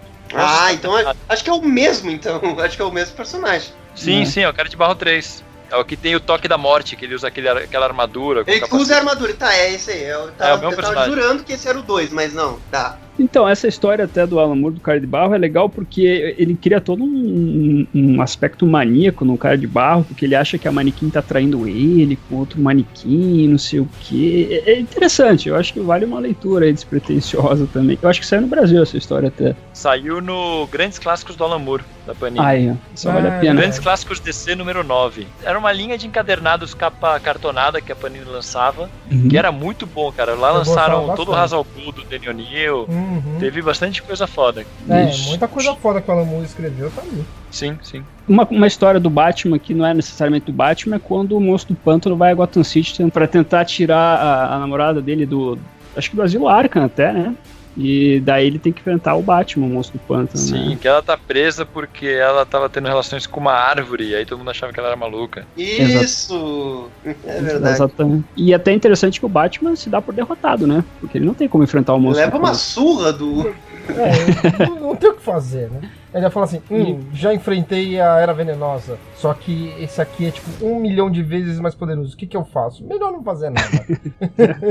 Ele até pra derrotar não, né? Pra convencer o pessoal a fazer que o Monstro do Pântano, enfim, saia da cidade e liberte a namorada do Monstro do Pântano. Ele convence o prefeito de que o Monstro do Pântano é tão, enfim, importante como o Superman, por exemplo, né? Aí o prefeito da cidade fala, o prefeito de Gotham fala, realmente você tem razão, eles libertam lá a namorada e o Monstro do Pântano fica mais feliz deles. O nome dela é Abby? Eu acho que é Abby, sim. É Abby, exatamente. Agora só não sei o sobrenome dela. Camargo. Não! Não é Abby. É Abby, né? Porque o nome dela, na verdade, é... Abigail. Abigail, né? Abigail, sei lá, Arcane. Aí, ó. Eu acho que o Arcane veio do marido dela, né? Ela tinha um marido antes. Ela era a sobrinha do inimigo do Monstro do Pântano, que era o Anton Arcane. Isso, que era um cara que criava monstros. Lembra dessa fase? E aí tem uma história até que o Monstro do Pântano, ele possui o corpo do John Constantine pra fazer sexo com a namorada dele e poder ter uma filha. Olha aí. Daphne, que é a filha deles. Olha, essa história que a gente tá falando do Cara de Barro aí, que o Carlos achou na Grandes Clássicos, também saiu na Batman número 6, segunda série da Abril, e Batman número 13, também da segunda série aí da revista da Abril. Então, se tiver num sebo aí, já sabe, pode pegar essa aí. Tem mais uma história do Alan Moore que tem o Batman, mas não é do Batman, que é aquela... Para o Homem que Tem de Tudo, do Super-Homem. Puta que pariu. Poxa, essa, inclusive, no nosso primeiro podcast, que a gente fez a nossa cronologia pessoal, o Roberto II colocou essa história como a primeira história do Batman que qualquer um teria que ler. Sim. Introduziu o Batman por ela, porque fala tudo que é importante sobre o Batman. Tem o negócio, resume bem ele. Tem a planta lá tomando... Não precisa nem ler, só ver o episódio da Liga da Justiça. O episódio da Liga da Justiça é uma boa adaptação e pega essa parte bem. Só tira o Robin e coloca a Mulher Maravilha. Tira o Antódio. Melhor, né? Já tá E eu acho que esse episódio aí foi uma das poucas coisas, assim, que o Alan Moore, tipo, deu um ok, assim, sabe, pra adaptações. Foi, ele gostou. Eu acho que a única coisa que foi feita pela Warner, que ele falou, não, vocês adaptaram direitinho. Sim, e até aparece o nome dele nos créditos, hein. Sim. Maravilha, acho que com essa encerramos aqui nosso rápido papo sobre o escritor original, Alan Moore. Verdade. Então eu vou falar do que eu imagino que é o que o André tá esperando que eu fale. Vamos ver. Chuck Dixon. É esse Boa. mesmo. Porra, Chuck Dixon. Maior realização desde que abriu Mansão Wayne foi ter entrevistado o Chuck Dixon, cara. Olha só. Foi ponto alto. Foi o cara que comecei a ler quadrinhos do Batman, ali no final dos anos 90. Eu também. E ele ali junto com o Alan Grant e com o Danny O'Neill ali como editor, foi um dos responsáveis por algumas das histórias mais fodas do Batman em revista mensal. E ele injustamente nunca é lembrado como escritor de clássicos do Batman. E ele escreveu uma que eu acho que deveria estar sempre nas listas, Coringa, Advogado do Demônio. Advogado do Diabo. Ah, é verdade. Essa história é muito boa. É muito Então, é boa, dele com o Graham Nolan, que também pra mim é um dos grandes desenhistas do Batman. Porra, a dupla Chuck Dixon e Graham Nolan é responsável por uma das melhores fases da revista mensal do Batman. Sim, e foi a dupla que criou o Bane também, né? Criou o Bane, criou a Salteadora, criou um monte de conceito foda. E ele que escreveu um monte de história foda do Tim Drake. Assim, o Alan Grant criou o Tim Drake, mas quem desenvolveu foi o Chuck Dixon. Esse recentemente saiu também umas histórias que é o Robin ano 1, Batgirl ano 1, que são muito boas. Dele. Sim. Também são dele, são muito fodas. São muito boas mesmo. Teve um momento na história, assim, que o Dennis largou, né, o Batman de vez, 2000 ali, e o Chuck Dixon meio que virou esse cara, sabe? O supervisor maior e que tem o poder de fazer tudo, o conselheiro, o master, né? E daí com isso ele fez, né? Batgirl ano 1, Robin ano 1. No momento que, então posso fazer tudo que eu quero, né? Sim, ele virou um cara muito respeitado ali, né? Mas parece que ele teve alguma briga interna que provavelmente nunca saberemos bem. Ele até tá escrevendo umas histórias agora, né? Junto com o Graham Nolan do Bane, né? Ele tá escrevendo Bane Conquest, se não me engano o nome. É isso mesmo. É isso aí. É um retorno do Bane querendo basicamente dominar o mundo. Mas é não bobinho, peguei pra ler. Não levem a sério. Eu só não li ainda. Mas o Chuck Dixon criou a Stephanie Brown, criou o Bane, criou o Rei Cobra, que é aquele... que é o pai do Bane hoje em dia, né? Depois eles retconearam isso. Sim. Ele criou o conceito das aves de rapina. Ele desenvolveu a Oráculo pra cacete, né? Porque por mais que o conceito da Oráculo tenha sido criado ali no Esquadrão Suicida pelo John Ostrander, quem pegou e começou a usar isso em revista mensal do Batman foi o Chuck Dixon. Ele criou bastante coisa legal. E ele é responsável também o crossover do Batman e Justiceiro, né? Sim. Eu até tava lendo um livro que saiu recentemente pela Pixel, que é... esqueci o nome em português, mas em inglês é The Cape Crusade, que o autor chega a falar um pouquinho da história do Chuck Dixon. Ele fala que o Chuck Dixon era um grande fã de Batman das antigas, antes do Batman 66, né? E quando estreou o Batman 66, o Chuck Dixon não gostava muito de 66, pelo fato de, enfim, das pessoas estarem um Batman mais alegre, etc. E até o Chuck Dixon se envolveu numa briga com um colega, que um colega gostava do Batman 66 e ele não gostava, e ele chegou até a esmurrar o cara, e depois ele falou, porra, fiquei meio transtornado, não deveria ter feito isso. Se eu não me engano, foi ele que falou que ele não gostava do Batman de 66 porque as pessoas não estavam rindo com o Batman, eles estavam rindo do Batman. Isso que realmente balançava com ele. Exatamente. E aí isso é engraçado, porque quem não gostava mesmo do Batman 66 era o Danny O'Neill. Ele não gostava, ele meio que proibia, na época que ele era editor, qualquer citação ao Batman de 66. Ele queria apagar isso totalmente, influência nas revistas do Batman. E o Chuck Dixon, na entrevista que ele deu pra gente, a gente perguntou, nas histórias dele do Batman, ele criou a ponte Burt, como que é? Westward, que é uma ponte de Gotham City. E o Danny O'Neill não percebeu e deixou passar, e ele morreu de rir. Que, tipo, ele falou assim, olha só, consegui deixar passar a ponte Westward pra... sem o Danny O'Neill. De filho da puta, né? E foi o Chuck Dixon que fez a primeira mensal do Asa Noturna. Foi, sim. É verdade. Que é incrível. É muito bom. A mensal do Robin, ele começou também, né? Foi. Ele fez as minisséries do Robin, aquelas minisséries solo. Sim. Depois pegou a 1, 2 e mensal. 3. Robin E 1, 2, se 3. for pensar, ele foi o primeiro cara. Ele pegou a primeira revista mensal do Robin que já existiu. Sim, verdade. A revista solo do Robin, nunca teve. Teve história solo do Robin na época do Dick, mas era em mix de outras histórias e tal. Uma revista própria mesmo, nunca teve. E durou pra cacete, assim. Na verdade, de certa forma, dura até hoje, né? É que foi sendo mudada e tal. O Asa Noturna também, né? Foi a primeira revista Asa Noturna e também durou pra caramba, até mais que o Robin. Até hoje, né? Até Sim. hoje, eu acho que nunca deixou nunca de foi ter. cancelado. Nunca deixou. O Asa Noturna virou um grande personagem. Eu da acho DC. que ela só foi interrompida naquele momento ali que o Dick virou Batman. E depois Sim. quando teve a Grayson, né? Isso, exatamente, a Grayson. A Grayson. Mas meio que é a continuação. Sim, a do sim, Grayson é a continuação. revista dele. Uhum. Na verdade, ela não foi cancelada. É que ela passou a se chamar Batman por um período. A verdade, a Batman foi cancelada, né? E aí a Asa Noturna mudou pra Batman e assumiu a numeração do Batman. E depois voltou. Faz sentido. Eu acho que é isso.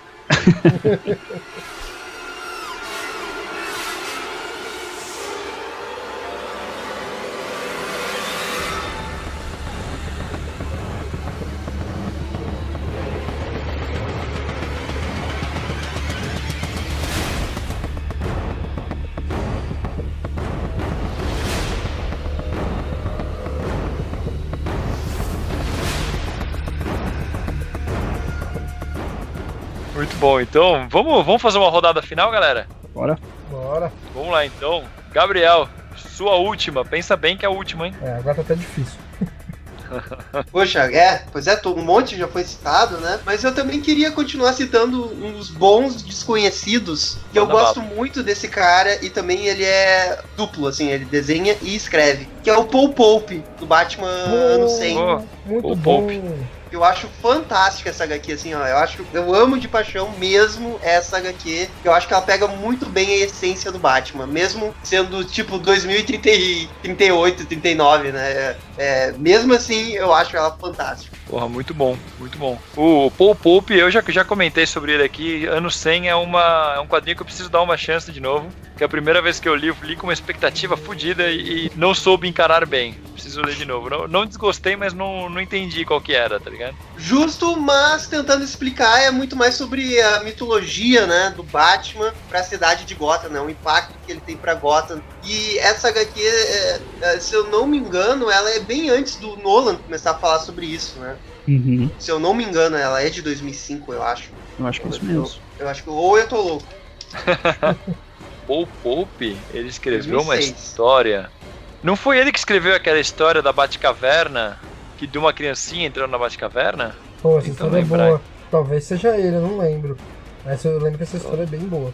Ó, localizei aqui, realmente, Paul Pope escreveu essa história da criança na Batcaverna. E é sensacional, saiu no Bizarro Comics. Aqui no Brasil saiu, né, no encadernado Bizarro Comics. E saiu também numa coleção do Batman, que era Batman 70 anos. A segunda edição era Os Segredos da Batcaverna. Essa história saiu encadernada lá também. Então, se você achar, vale a pena. Inclusive, esses dois encadernados valem muito a pena, não só por essa história. Mas é uma história muito legal de uma criança caindo na Batcaverna sem querer e descobrindo todas as coisas da caverna. A criança acaba caindo no sono, dentro do Batmóvel. E aí o Batman, quando chega, encontra a criança e fala, pô, como que essa criança entrou, né? E aí descobre uma nova brecha na caverna e leva a criança de volta pra casa dele. A gente já comentou no podcast aqui, essa história tem a incrível façanha do Batman ter encontrado uma criança e a criança não virou Robin. Então, essa história é lembrada muito por isso, encontrou um órfão que não virou Robin. Mas é bem legal, porque aí acaba a história com a criança acordando na cama, achando que foi tudo um sonho. Mas aí quando ele olha pro lado tem uma rocha lunar que ele tinha visto na Batcaverna que o Batman deu de presente pra ele. É bem interessante. Tem outra história também que o Paul Pope fez, que acho que ele escreveu e desenhou, que é uma realidade alternativa onde o Batman ele tá na Alemanha. É um Batman, não sei se ele é nazista necessariamente, mas ele foi publicado até pela Ópera Gráfica aqui, aquela revista Lenda do Cavaleiro das Trevas, que até o desenho, o formato assim, do Batman assim, bem similar assim enfim, ele desenha, né, mas do Batman no 100. É um roteirista que fez poucos trabalhos, mas fez uns trabalhos bacanas com o Batman. Ele fez muita coisa nessa pegada mais indie, né? Verdade. Então, Fábio, prossiga com o seu último roteirista. Então, eu tava pensando aqui em outros dois, só que, puxa, como é o último, cara, eu preciso falar, é o Bill Finger. Eu gosto das histórias que o Bill Finger fazia na Era de Ouro, né? Eu sou um cara que gosta muito das histórias do Batman na Era de Ouro. E não tem como a gente deixar de citar, porque o Bill Finger é o cara que criou o Batman, né? Sejamos honestos aí, né? Sim. E uma das coisas mais tristes que existe na indústria dos quadrinhos é que o Bill Finger morreu antes de ter o reconhecimento dele de ser o criador do Batman. Isso é muito. A morte dele é muito triste. triste, cara. Vocês viram o documentário sobre isso? Sobre a vida dele? Eu não cheguei a terminar. Porra, cara, ele basicamente foi encontrado morto no apartamento Foi dele sozinho. em casa, né? Ninguém conhecia, ninguém lembrava dele. Muito Ninguém, triste. ninguém. Ele tinha um cara que conhecia ele brevemente, que ficou preocupado e foi lá na casa dele e, tipo, ele tava morto fazia dias ali com a TV. Ostracismo puro, assim, é uma das coisas mais muito triste, tristes cara. possíveis. E uma mancha na história do Batman. Nossa, Pois é, uma mancha mesmo. Vendo essa história, porque eu já tinha ouvido falar muito mal sobre a ética, a moral do Bob Kane, né? Que ele era um cara que não tinha escrúpulos nenhum, né? Sim. Mas aí quando você vai ver a história do Bill Finger, e assim, na semana que ele morreu, tem gravação do Bob Kane dando risada em convenção falando que ele criou o Batman sozinho. Sabe? Você fala, porra, é foda, cara. É triste, né? Dá Se vontade você de ir lá no túmulo do Bob Kane e dar uma bica no túmulo, sabe? Se você pensar o Jerry Siegel e o Joe Shuster, que foram os criadores do Superman, eles tiveram muito problema também em ser reconhecidos como os criadores do Superman, né? E até teve o processo todo, só que Mas eles é diferente, né, cara? E eles tiveram reconhecimento em vida, pelo menos, né? Eles gozaram ainda de reconhecimento, né? E o Bill Finger, não. Nenhum reconhecimento foi dado pra ele. Aliás, é bom sempre lembrar que uma das razões pela qual os criadores do Super-Homem nunca receberam dinheiro é porque o Bob Kane sabotou pra cacete ali. Isso, ele tinha a questão também do contrato dele lá, que ele assinou com menor, etc. Também o Bob Kane. O Bob Kane, ele só conseguiu o contrato porque ele era menor de idade e meio que deu uma chantageada na DC, porque Exato. eles tinham contratado ele menor de idade. Pois é, então ele conseguiu fazer um esquema ali, pro nome dele tá sempre nos créditos. ali como criador, Sim. e é isso. Ele deve ter triste, cara. alguma veia brasileira aí que é bem malandro, né? pra fazer essas coisas. Porra, cara. Bob Kane é brasileiro. Não, e você vai ver as paradas que ele pintava, porque o Bob Kane viveu muito de pintar quadro do Batman, né? Sim. Aham. Você vai ver, cara, ele basicamente, ele às vezes contratava a gente pra fazer as pinturas e só assinava e falava que ele tinha feito. Ele inflou o ego dele com o negócio do Batman. Então, tipo, eu já vi entrevista de cara falando que tava em restaurante com o Bob Kane, e aí quando o cara foi passar a conta pra ele pagar, ele desenhou um Batman na conta e foi embora. Sabe? Coisas assim, ficou bravo. E ficou assim, não sabe o que você tá falando, cara? Eu sou o criador do Batman. Aqui, ó, um Batman pra você. Isso aqui vale muito mais. Foi embora. Sabe? É tipo. Filho da puta pra caralho. Era um babaca, sabe? O pior é que ele, na época, iria valer um monte mesmo. É verdade. Ainda mais na época do seriado e depois com os filmes e tudo. Tipo, pô, o cara tinha na mão uma das maiores franquias que já foi feita, né? Que é o Batman. Sim. Sim. Mas falando do Bill Finger especificamente, eu gosto das histórias dele porque, diferente, por exemplo, do trabalho que o Gardner Fox fazia na Era de Ouro, que era um Batman, às vezes, um pouquinho mais fantasioso, o Bill Finger ia umas histórias mais de máfia, histórias de crime mesmo, assim por diante. O Bill Finger, ele queria ser um escritor de romances, na verdade, né? Ele viveu naquela época que o escritor de quadrinho era meio renegado, né? Não era um verdadeiro escritor, né? Não era um no trabalho início, de né? verdade, né? Não era Exatamente. trabalho de verdade. Exatamente. Não era. Os caras tinham Exato. vergonha de falar que eles escreviam um quadrinho. Pois é. Mesmo assim, as histórias que ele escrevia na Era de Ouro, levando em conta a época, etc., eram muito boas. Eu gosto, pelo menos. Eu tô fazendo essa maratona e tentar ler todas as histórias da Era de Ouro. Tem muita coisa boa que o Bill Finger fez ali. Ele criou muitos personagens ali, não só do universo do Batman, mas fora também, né? Ele criou o Lanterna Verde, né? O primeiro Lanterna Verde. Sim, o Alan Scott é a criação dele. Pois então, ele tem muita importância na indústria dos quadrinhos, né? Ó, Então, vou falar só alguns personagens que ele criou, tá? Que ele é acreditado hoje em dia como criador. Ele criou o Batman, uhum. ele criou a Batgirl, ele criou a Mulher Gato, criou o Cara de Barro, criou o Lanterna Verde, criou o Dick Grayson, o Comissário Gordon, o Coringa, criou a Batcaverna, o Batmóvel, o Batplano, o Cinto de Utilidades, o Batarangue, criou Gotham City, criou Thomas e a Martha Wayne, criou a Vicky Vale, o Duas Caras, o Zuko, o Hugo Strange, o Espantalho, o Pinguim, o Charada. Ele criou a Lana Lang. Tudo. É uma coisa que nunca falam. Ele criou a Lana Lang do Super-Homem. Cara, ele criou tudo, cara. Ele criou até o Homem-Pipa, ele criou, cara. Pô, é sério, ele criou o Homem-Pipa. Ele criou o Mariposa Assassina, sabe? Qualquer Pô, coisa. esse é o melhor que vilão. pensar, Mas né? coisa assim é muito bom. Criou o Chapeleiro Louco. Cara, ele criou tudo do Batman. Tipo, É a quem a gente deve por estar fazendo esse podcast hoje em dia, né?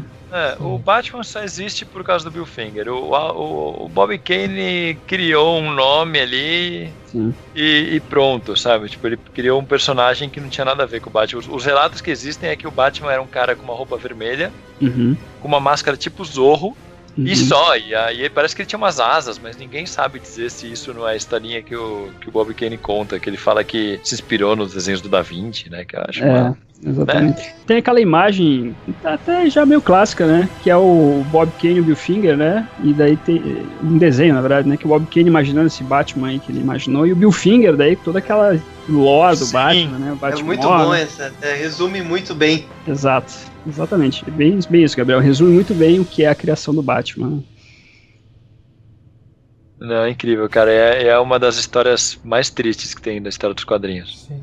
Não, e eu acho bacana, assim, além dele ter criado tudo isso, né?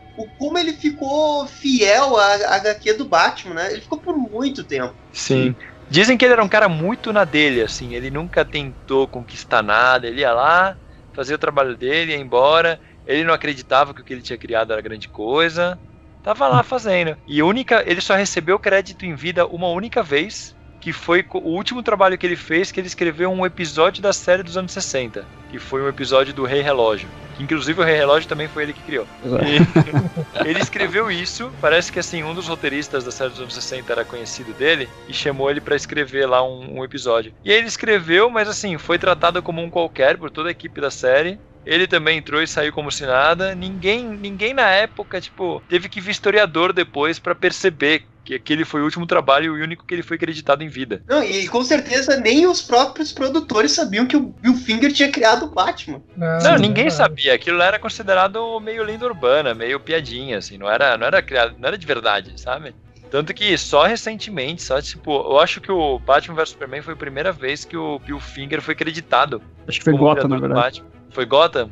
Mas foi ali, foi nessa época, assim, sim, sabe? Sim. Agora, né? Nessa última leva. Na verdade... Eles não colocam nem que ele criou, colocam que foi o Bob Kane com o Bill Finger. Eles nunca foi Bob Kane e Bill Finger. Eles conseguiram alguma manobra jurídica aí pra falar que com Bill Finger pode colocar. Eu até vi um tweet de um jornalista falando que, para as pessoas, né, olha, vocês não precisam falar que o Batman foi criado por Bob Kane com Bill Finger. Vocês podem falar que foi o Batman criado por Bob Kane e Bill Finger. Isso é só uma questão jurídica. Vocês não precisam ficar repetindo isso. Vocês podem falar que foi criado por Bill Finger. Ponto, né? E recentemente teve uma coisa muito legal que aconteceu em Nova York, que o Bill Finger recebeu o nome de uma rua. Pô, que legal. Que foi ano passado, foi dezembro, novembro do ano passado, em razão do próprio documentário, porque eu acho que era uma data especial em relação à vida do Bill Finger. Eles fizeram toda essa campanha, né, pra realmente mostrar que o Bill Finger teve uma grande participação na criação do Batman. Então eles conseguiram pleitear o documentário, né, que foi muito importante, que é uma etapa da conscientização, e essa outra da nomeação de uma avenida, que é a Avenida Bill Finger, que fica em Nova York. E no dia que eles inauguraram, tinha uma estátua do Batman, ou do Bill Finger, não me lembro, nessa avenida, e muitas pessoas foram prestigiar, foi muito legal. Que legal, cara. Pô, e esse documentário que a gente tá citando, eu realmente recomendo pra galera ir atrás do documentário sobre a vida do Bill Finger, na verdade é sobre um escritor que decidiu ir atrás de dar devidos créditos pro Bill Finger. Pra que a DC... Foi esse cara que conseguiu, não tô lembrando agora o nome dele. É Mark Tyler Nobelman. Mark Tyler Nobelman. Ele é escritor de biografias de autores de quadrinhos, basicamente, né? Ele escreveu sobre os criadores do Super-Homem e tudo. E, cara, tem o Fábio já assistiu também. Tem uma cena que é quando ele encontra a neta dele. Bill Finger, ele era casado quando ele morreu. Aliás, ele tinha passado por 2 casamentos, né? E não tinha nenhum filho. E teve um filho no primeiro casamento, eles descobriram que era gay. Então, supunham que não tinha nenhum filho também, ele não ia ter nenhum neto, não ia ter nenhum descendente vivo. Até que descobriram que esse filho dele, em uma aventura, teve uma filha, que tava lá. E a filha, aí ele foi atrás dessa filha, começou a procurar, aí ele caiu no MySpace de uma menina com esse nome. o nome dela, que era não sei o que Finger. E aí, quando achou o MySpace dela, tinha uma foto de um cachorro escrito: esse aqui é o meu cachorro Bruce Wayne. Olha lá. Aí ele fala que ele viu isso e começou a chorar. Falou, caralho, achei. E aí ele foi atrás, aí a menina comentou que ela sempre soube que o vô tinha criado o Batman, que ninguém acreditava, que ela era zoada na escola, porque ela falava que o vô dela tinha criado o Batman, e os caras falavam, cala a boca, tipo, quem é seu vô? Não vou falar. Com ela, ele começou a ir na DC e começou a ir em todos os lugares exigir o devido crédito, e aí colocaram crédito e deram, parece que deram até A história dele é muito triste, ela. e é aquela coisa que eu só vou me satisfazer no momento que toda a população mundial souber disso, né? Sim. E com certeza, eventualmente, sei lá, vira um filme, né? Merece. Cara, eu acho que rende o filme, cara. Eu acho que rende. E toda essa galera, né? O Jerry Robinson também, que era outro roteirista ali daquela época, também se fudeu muito na mão do Bob Kane. Jerry Robinson é outro cara que é acreditado por criar o Coringa e o Robin. Ele até recebeu um cargo honorário na DC na época que ia sair o filme do Heath Ledger, porque a DC tinha medo do que ele podia fazer. É verdade, né? Ele não se errou tanto quanto o Finger, né? Mas ele também... Não. Enfim, quem passou pelo Bob Kane lá não tem como ter saído tranquilo ali, né? Até falando desse autor que fez o documentário, ele lançou um livrozinho, uma espécie de livro infantil, assim, contando a história também do Bill Finger. O nome é Bill the Boy Wonder, The Secret of Co-Creator of Batman. É bem bacana também esse livrozinho, assim, um livrozinho simples, assim, mas é bonito, assim, foi até desenhado pelo T. Templeton. Pô, legal. Muito bom. Legal mesmo. Vale até pra, se tiver alguém de alguma editora aí ouvindo a gente, é o tipo de livro que seria interessante lançar em português, né? Também pois é. A Pixar tem feito um trabalho de lançar esses livros, assim, enciclopédias, entre aspas, né? Pô, fica a dica aí pra Pixar, já que ela tá investindo nesse mercado, então lançar esse livro. Bem legal. Então já foi o Fábio, agora é a vez do André falar o último. Bom, vamos lá. Eu tô em dúvida entre dois aqui. Eu vou pelo mais velho. Mike Double Bar. Ele escreveu durante muito tempo Batman. Ele escreveu muita coisa de Batman. Sem falar o Filho de Demônio, né? Tô até vendo meu encadenado dele. Eu ia citar isso. Bonitão aqui, tão bonito desse encadenado, capa bonita. Mas ele fez muita coisa pro Batman, muita coisa. Desde os anos 80, fez coisa pra caramba, né? Mensal, especiais, ele participou do Batman preto e branco também, um dos, né, que participou. Fez muita coisa bacana, muita coisa pra Legends of the Dark Knight também, saiu. E aquele lá do Duas Caras Ataca, como é que era? Duas Caras Ataca duas vezes? Duas Caras Ataca duas vezes. Isso, é dele. É um cara que merece estar ali na lista. E ele mandou bem pra caramba. Fez muita coisa legal. Não só do Batman, fez muita coisa legal pra DC de modo geral, né? Cara, só pra você ter noção, ele é o criador dos Renegados. Ele é o criador dos Renegados, exatamente. O cara é foda. Batman The Outsiders. Ele até fez um especial dos Renegados, só que dessa última vez que voltou, mas nada memorável também. Ele escreveu também o ano 2, né? Sim, eu ia citar, eu odeio essa história. Eu vou dizer pra você que os elementos da história realmente é complicado ali, mas como história, assim, ela até gostosa ali, assim, sabe? Acho que a gente pode colocar na minha pastinha de túnel do tempo e curtir a história, né? Pode ser. Eu não consigo curtir porque o traço de uma hora pra outra fica horrível. O Todd McFarlane assume de repente? Eu não consigo engolir aquele traço. Tanto que no Brasil foi republicada essa história nos clássicos lá do Alan Davis. E foi publicado pela metade mesmo e foda-se, né? Eles só colocaram uma notinha no final lá dizendo o que acontecia. O resto não vale a pena, quando tá escrito embaixo. Não tem Alan Davis, então tudo bem. Mas eu gosto também das duas partes da trilogia do Demônio. Ele manda muito bem, né? O que ele fez lá. Tanto no filho do Demônio, quanto na noiva do Demônio. Uhum. Eu gosto bastante também. Muito bom. Além de Renegados, né? Que agora inclusive tem coisas ali que ele escreveu lá sendo usadas na série do Raio Negro, né? Uhum. Ele escreveu bastante coisa do Homem Borracha, do Lanterna Verde, da Liga da Justiça. Cara, ele escreveu Camelot 3000. Camelot 3000 é dele, que é puta que pariu, né? Camelot 3000 é foda. Não é pouca coisa. Ele escreveu bastante coisa. Ele fez muita coisa pra descer. Eu acabei de descobrir que ele tem um run famoso na revista do Star Trek. Nossa. Olha aí. Nessa revista que até o Carlos citou, Lendas do Cavaleiro das Trevas, do Alan Davis, tem várias histórias que são escritas pelo Mike W. Barlow. São bacanas, são histórias boas também. Muito bom. Então, Mike E W. qual que era Barlow. o outro? Só pra citar, qual que era o outro? Não vamos aprofundar nele. O outro é o novo queridinho da galera, Tom King. Tom King, pô, Tom King é foda. Ah, Tom King eu sou fã do Tom King. Eu adoro também, o Tom acho King. que- Ele, pra mim, tá sendo um dos melhores roteiristas do Batman desses últimos anos. Não, o Tom King tá foda, cara. A gente fez um podcast Batman é Suicida, que é bem dedicado aos conceitos que ele inseriu ali. E futuramente, imagino que a gente terá mais podcasts abordando as histórias dele. Tom King. Eu acho que assim, ó, ele em 2 anos já colocou o seu nome na história do Batman. Só com o crossover Cortelino troca-letra, cara, ele já deixou a marca pra sempre. Aquilo é muito foda. O cara tá mandando bem Batman, daí tem o Senhor Milagre também, o cara tá mandando muito bem. Pô, fez um visão foda. O cara é muito bom. Ele é Cara, muito bom. Mas vamos seguir com a lista, então? Eu Você vou pra estragar todo encerrar. mundo, eu não vou falar do Tom King. Eu vou encerrar minha lista com Greg Rucka. Olha, boa, hein? Greg Rucka é um que eu acho que é um dos grandes roteiristas que as pessoas costumam esquecer. Ele fez histórias fodas pra cacete do Batman ali no... Ele foi responsável por Bruce Wayne assassino e Bruce Wayne fugitivo. Essa Ele é a fez minha aquela- segunda história favorita do Batman. É muito bom, é muito bom. Ele fez a história de que o comissário Gordon se aposenta, que é muito bom. Uhum. Ele levou toda a revista do... Aliás, ele fez o final de Terra de Ninguém, que é foda pra É cacete. muito bom aqui. A melhor coisa do Terra de Ninguém.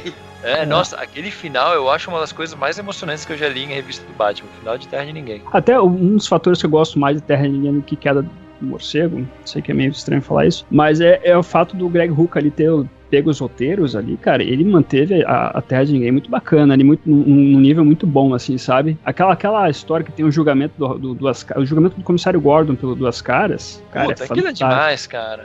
Ele plantando a semente pro desenvolvimento que ele foi dar pra Montoya depois, né? Pra René Montoya. Desemboca lá em Gotham Central daí, né, cara? Isso, Gotham Central, outra das grandes séries do que já existiram do Batman, Sim, Exato, que foi o Rucka com Ed Brubaker, né? sim. exatamente.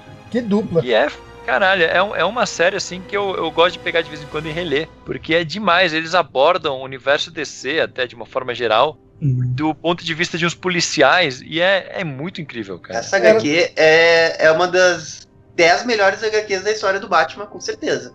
Sim, com Eu certeza, gosto muito. com certeza. Era tudo Sem que a dúvida. série Gotham deveria ser. Eu vivo falando isso no canal, mas o pessoal insiste em defender Gotham. Nossa, defende como Gotham, defende cara, nem aquilo, cara? Meu Deus do céu. É muito Eu ruim. já superei essa fase. Eu falei, é uma realidade alternativa, vamos ver o que acontece. Não, é isso que eu digo pra mim mesmo. Não, eu já superei essa fase e larguei a série no meio da primeira temporada. Eu vi a primeira temporada a muito contragosto. Eu não aguentava, tanto que eu teve alguma vez que eu dormi, acho que passou uns 3 episódios. Eu não fiz questão nenhuma de voltar esses 3 episódios, continuei assistindo Foi- onde eu tava. Foi uma época que eu e o André decidimos que a gente ia gravar um podcast sobre a série Gotham, porque é relevante, né, sobre o Batman, afinal. Nossa, cara. E não rolou. Talvez um dia, queridos ouvintes, a gente faça Talvez um sobre essa dia faz. Mas, nossa, vai ser Talvez quando muita acabar a contradição. gente faça um de comemoração. Que horror. E aí, na verdade, a gente vai falar de Gotham Central só pra falar, deveria ser isso aqui, ó.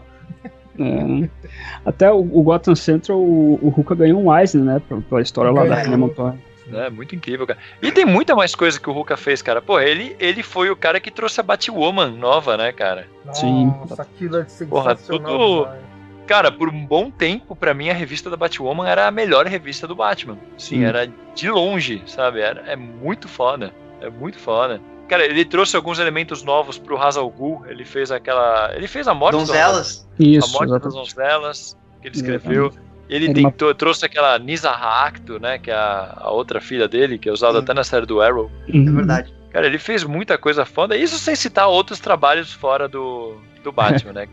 A Mulher Maravilha do Greg Rucka, pra mim, é uma das grandes histórias da história da DC. E o Rucka fez aquela história Riqueteia, Mulher Maravilha Riqueteia, onde o Batman leva um cacete É dela. Né?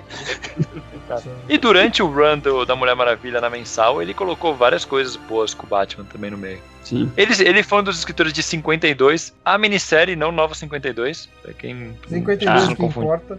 O 52 bom.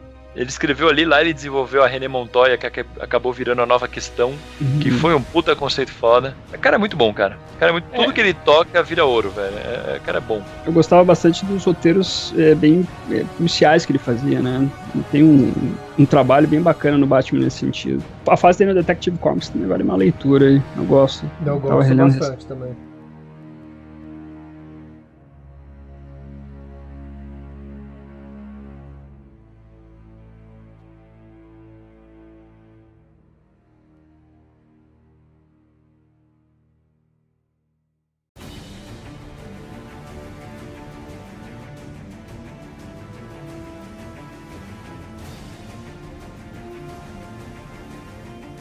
Então é isso, acho que com isso podemos encerrar. Vocês tem algum que vocês não citaram que vocês querem citar pra fechar? Menção honrosa? Menção honrosa, agora é só citar nomes. Citação de nomes. Gabriel, algum que você deixou de fora? Só citar nome, hein? Sem... Pô, Len Wein? Boa. Tem Wine, muito foda. Boa. Fábio, algum que você quer citar aí? Um ou dois, só nomes. Pro Baker, cara, que eu gosto bastante da fase dele no Batman também, cara. André? Merece ser citado que é o Neil Gaiman, que ele fez aquela história lá do que aconteceu da morte dele. E aquela história é muito boa. E ele fez mais algumas coisas, viu? Ele fez umas origens de personagens e tal, vale a pena ir atrás. Eu tenho uma HQ que é dele, Pinguim, Era Venenosa. Tem. Ele fez uma da Era Venenosa e uma do Charada, se não me engano. Lembrei de outro aqui, rapidinho, só. É o Bruce Timm, cara. O Bruce Timm também fez um bom trabalho aí, cara. Como roteirista, até algumas histórias do Batman. Verdade. E eu só queria também citar o Doug Munch. Boa. Que é Batman Prey acossado, sensacional. E ele também fez aquela trilogia do Batman Vampiro, né? Que é uma Elseworld, que é fantástica também. Vou falar um que é polêmico e infelizmente, como vai ser só citação, eu não vou poder defender muito. Já até Não. É o Snyder? Não. Jeff Loeb Jeff por causa dos Dias das Bruxas e Longo Dia das Bruxas. Tá bom. Por causa dos trabalhos dele junto com o Tim Sale. Eu fico só com o Longo Dia das Bruxas. Eu gosto dos especiais Dia das Bruxas também. Todo o trabalho do Jeff Loeb com o Tim Sale é bom. Verdade. Porque eles escrevem juntos, né? Então, vamos encerrar nosso programa, que vai ficar já com... Tá virando costume Mansão Wayne já programa com 2 horas, né? Então, beleza, vamos encerrar como é de costume. A gente abre aqui um espaço pros jabás dos nossos convidados e participantes. Vamos começar pelo Gabriel, que é a primeira vez que participa. Gabriel, por favor, fala aí da Batcaverna, dos seus projetos. Carlos, muito obrigado pelo convite, né? Foi muito legal participar, aprendi muito também sobre Batman. É muito legal trocar essas experiências. Poxa, pessoal, quem não conhece ainda a Batcaverna, passa lá no YouTube, só colocar Batcaverna lá, vai aparecer. A gente tá falando toda semana 3 vídeos do Batman, sempre tentando aprofundar coisas que estão acontecendo agora, com coisas que já aconteceram, contando muitas Elseworlds, sempre com curiosidades, sempre com uma edição legal, alguma coisa fácil, para quem principalmente não tem muito tempo de se aprofundar sobre Batman, mas quer saber mais sobre o Batman. Muito bom, muito bom. A gente que agradece você ter topado aqui participar, Gabriel. Cara. Foi um prazer. Isso, foi um prazer mesmo. Vamos fazer isso mais vezes. Está aberto aqui e participar outras vezes. Claro, com certeza, vai ser uma honra. E aí numa próxima também, chama o Marcelo aí também, a gente grava todo mundo junto. Com certeza. Muito bom, valeu. Fábio, obrigado por participar de novo, faça o seu jabás. Opa, vou agradecer mais uma vez a participação aí, o convite, sempre muito bacana estar com vocês aí, com o Carlos, com o André. Agradecer também, muito bacana conversar com o Gabriel também aí. Às vezes só trocava um tweet ou outro ali, mas é bacana esse papo aí, reunindo a galera que curte o Batman aí. Bom, pessoal, vocês podem me achar lá então no canal do YouTube Caverna do Morcego, www.youtube.com/Caverna do Morcego. Segunda, quarta e sexta se coloca um videozinho lá de aquisição de coisas do Batman, ou uma opiniãozinha sobre um gibi do Batman aí, antigo ou novo. Terças e quintas estou fazendo umas lives aí, jogando vários jogos do Batman, geralmente os jogos da série Arkham. Então, vou agradecer novamente aí o convite e sempre à disposição para conversar sobre Batman, que por falar de Batman nunca é demais. Queria agradecer de verdade vocês dois participarem, mas é sempre bom lembrar que assim, Batcaverna, Caverna do Morcego ficam embaixo da Mansão Wayne, né? Bom lembrar disso, né? Muito boa, Mansão N tá sempre em cima. Muito bom. E André, quem quiser achar o Mansão N nas redes sociais, procura onde? Vocês podem entrar em facebook.com/Mansão N Podcast, sempre com bastante post por ali, sempre com bastantes imagens divertidas do Batman. A gente coloca novidades, todos os nossos conteúdos que a gente fez na CCXP, que a gente fez os top 5, os nossos podcasts antigos, tudo a gente posta lá. Pode falar com a gente que a gente está sempre respondendo, e também acesse o nosso Twitter, que é o @Mansão_Wayne. Lá a gente responde até mais. Se vocês são usuários ávidos do Twitter, podem lá conversar com a gente. E também o nosso Instagram, tem umas fotinhos bacanas, né? A gente faz uns stories, porque a gente tem que parecer jovem, né? Então a gente faz ali, que é o @mansãon.com.br. E também tem o nosso site, né, não, Carlos? É isso aí, o nosso site é mansãon.com.br. Lá você encontra centralizado todo o conteúdo que a gente produz. A gente tem lá o podcast, tem ali as colunas e tem também agora os vídeos que a gente produz em parceria com o canal A Hora Suave, que é a casa do Mansão N no YouTube. Acessem lá mansãon.com.br e fiquem à vontade para fuçar no site, que olha, tem conteúdo pra cacete. A gente nesses últimos anos, desde que o Mansão N voltou na atual, como que chama? Na atual encarnação, a gente conseguiu produzir conteúdo pra caramba. Então vale a pena fuçar lá, ler coluna, cara. Você lê a coluna Arquivo do Batman, lê a coluna Corporação, todas as colunas, cara. Você acha cada coisa que convidados e pessoas da nossa equipe escreveram, que eu vou te falar, dá muito orgulho do site. Então acessem lá que vale a pena a visita. E muito obrigado pela audiência de sempre, muito obrigado aos nossos convidados. Até lá!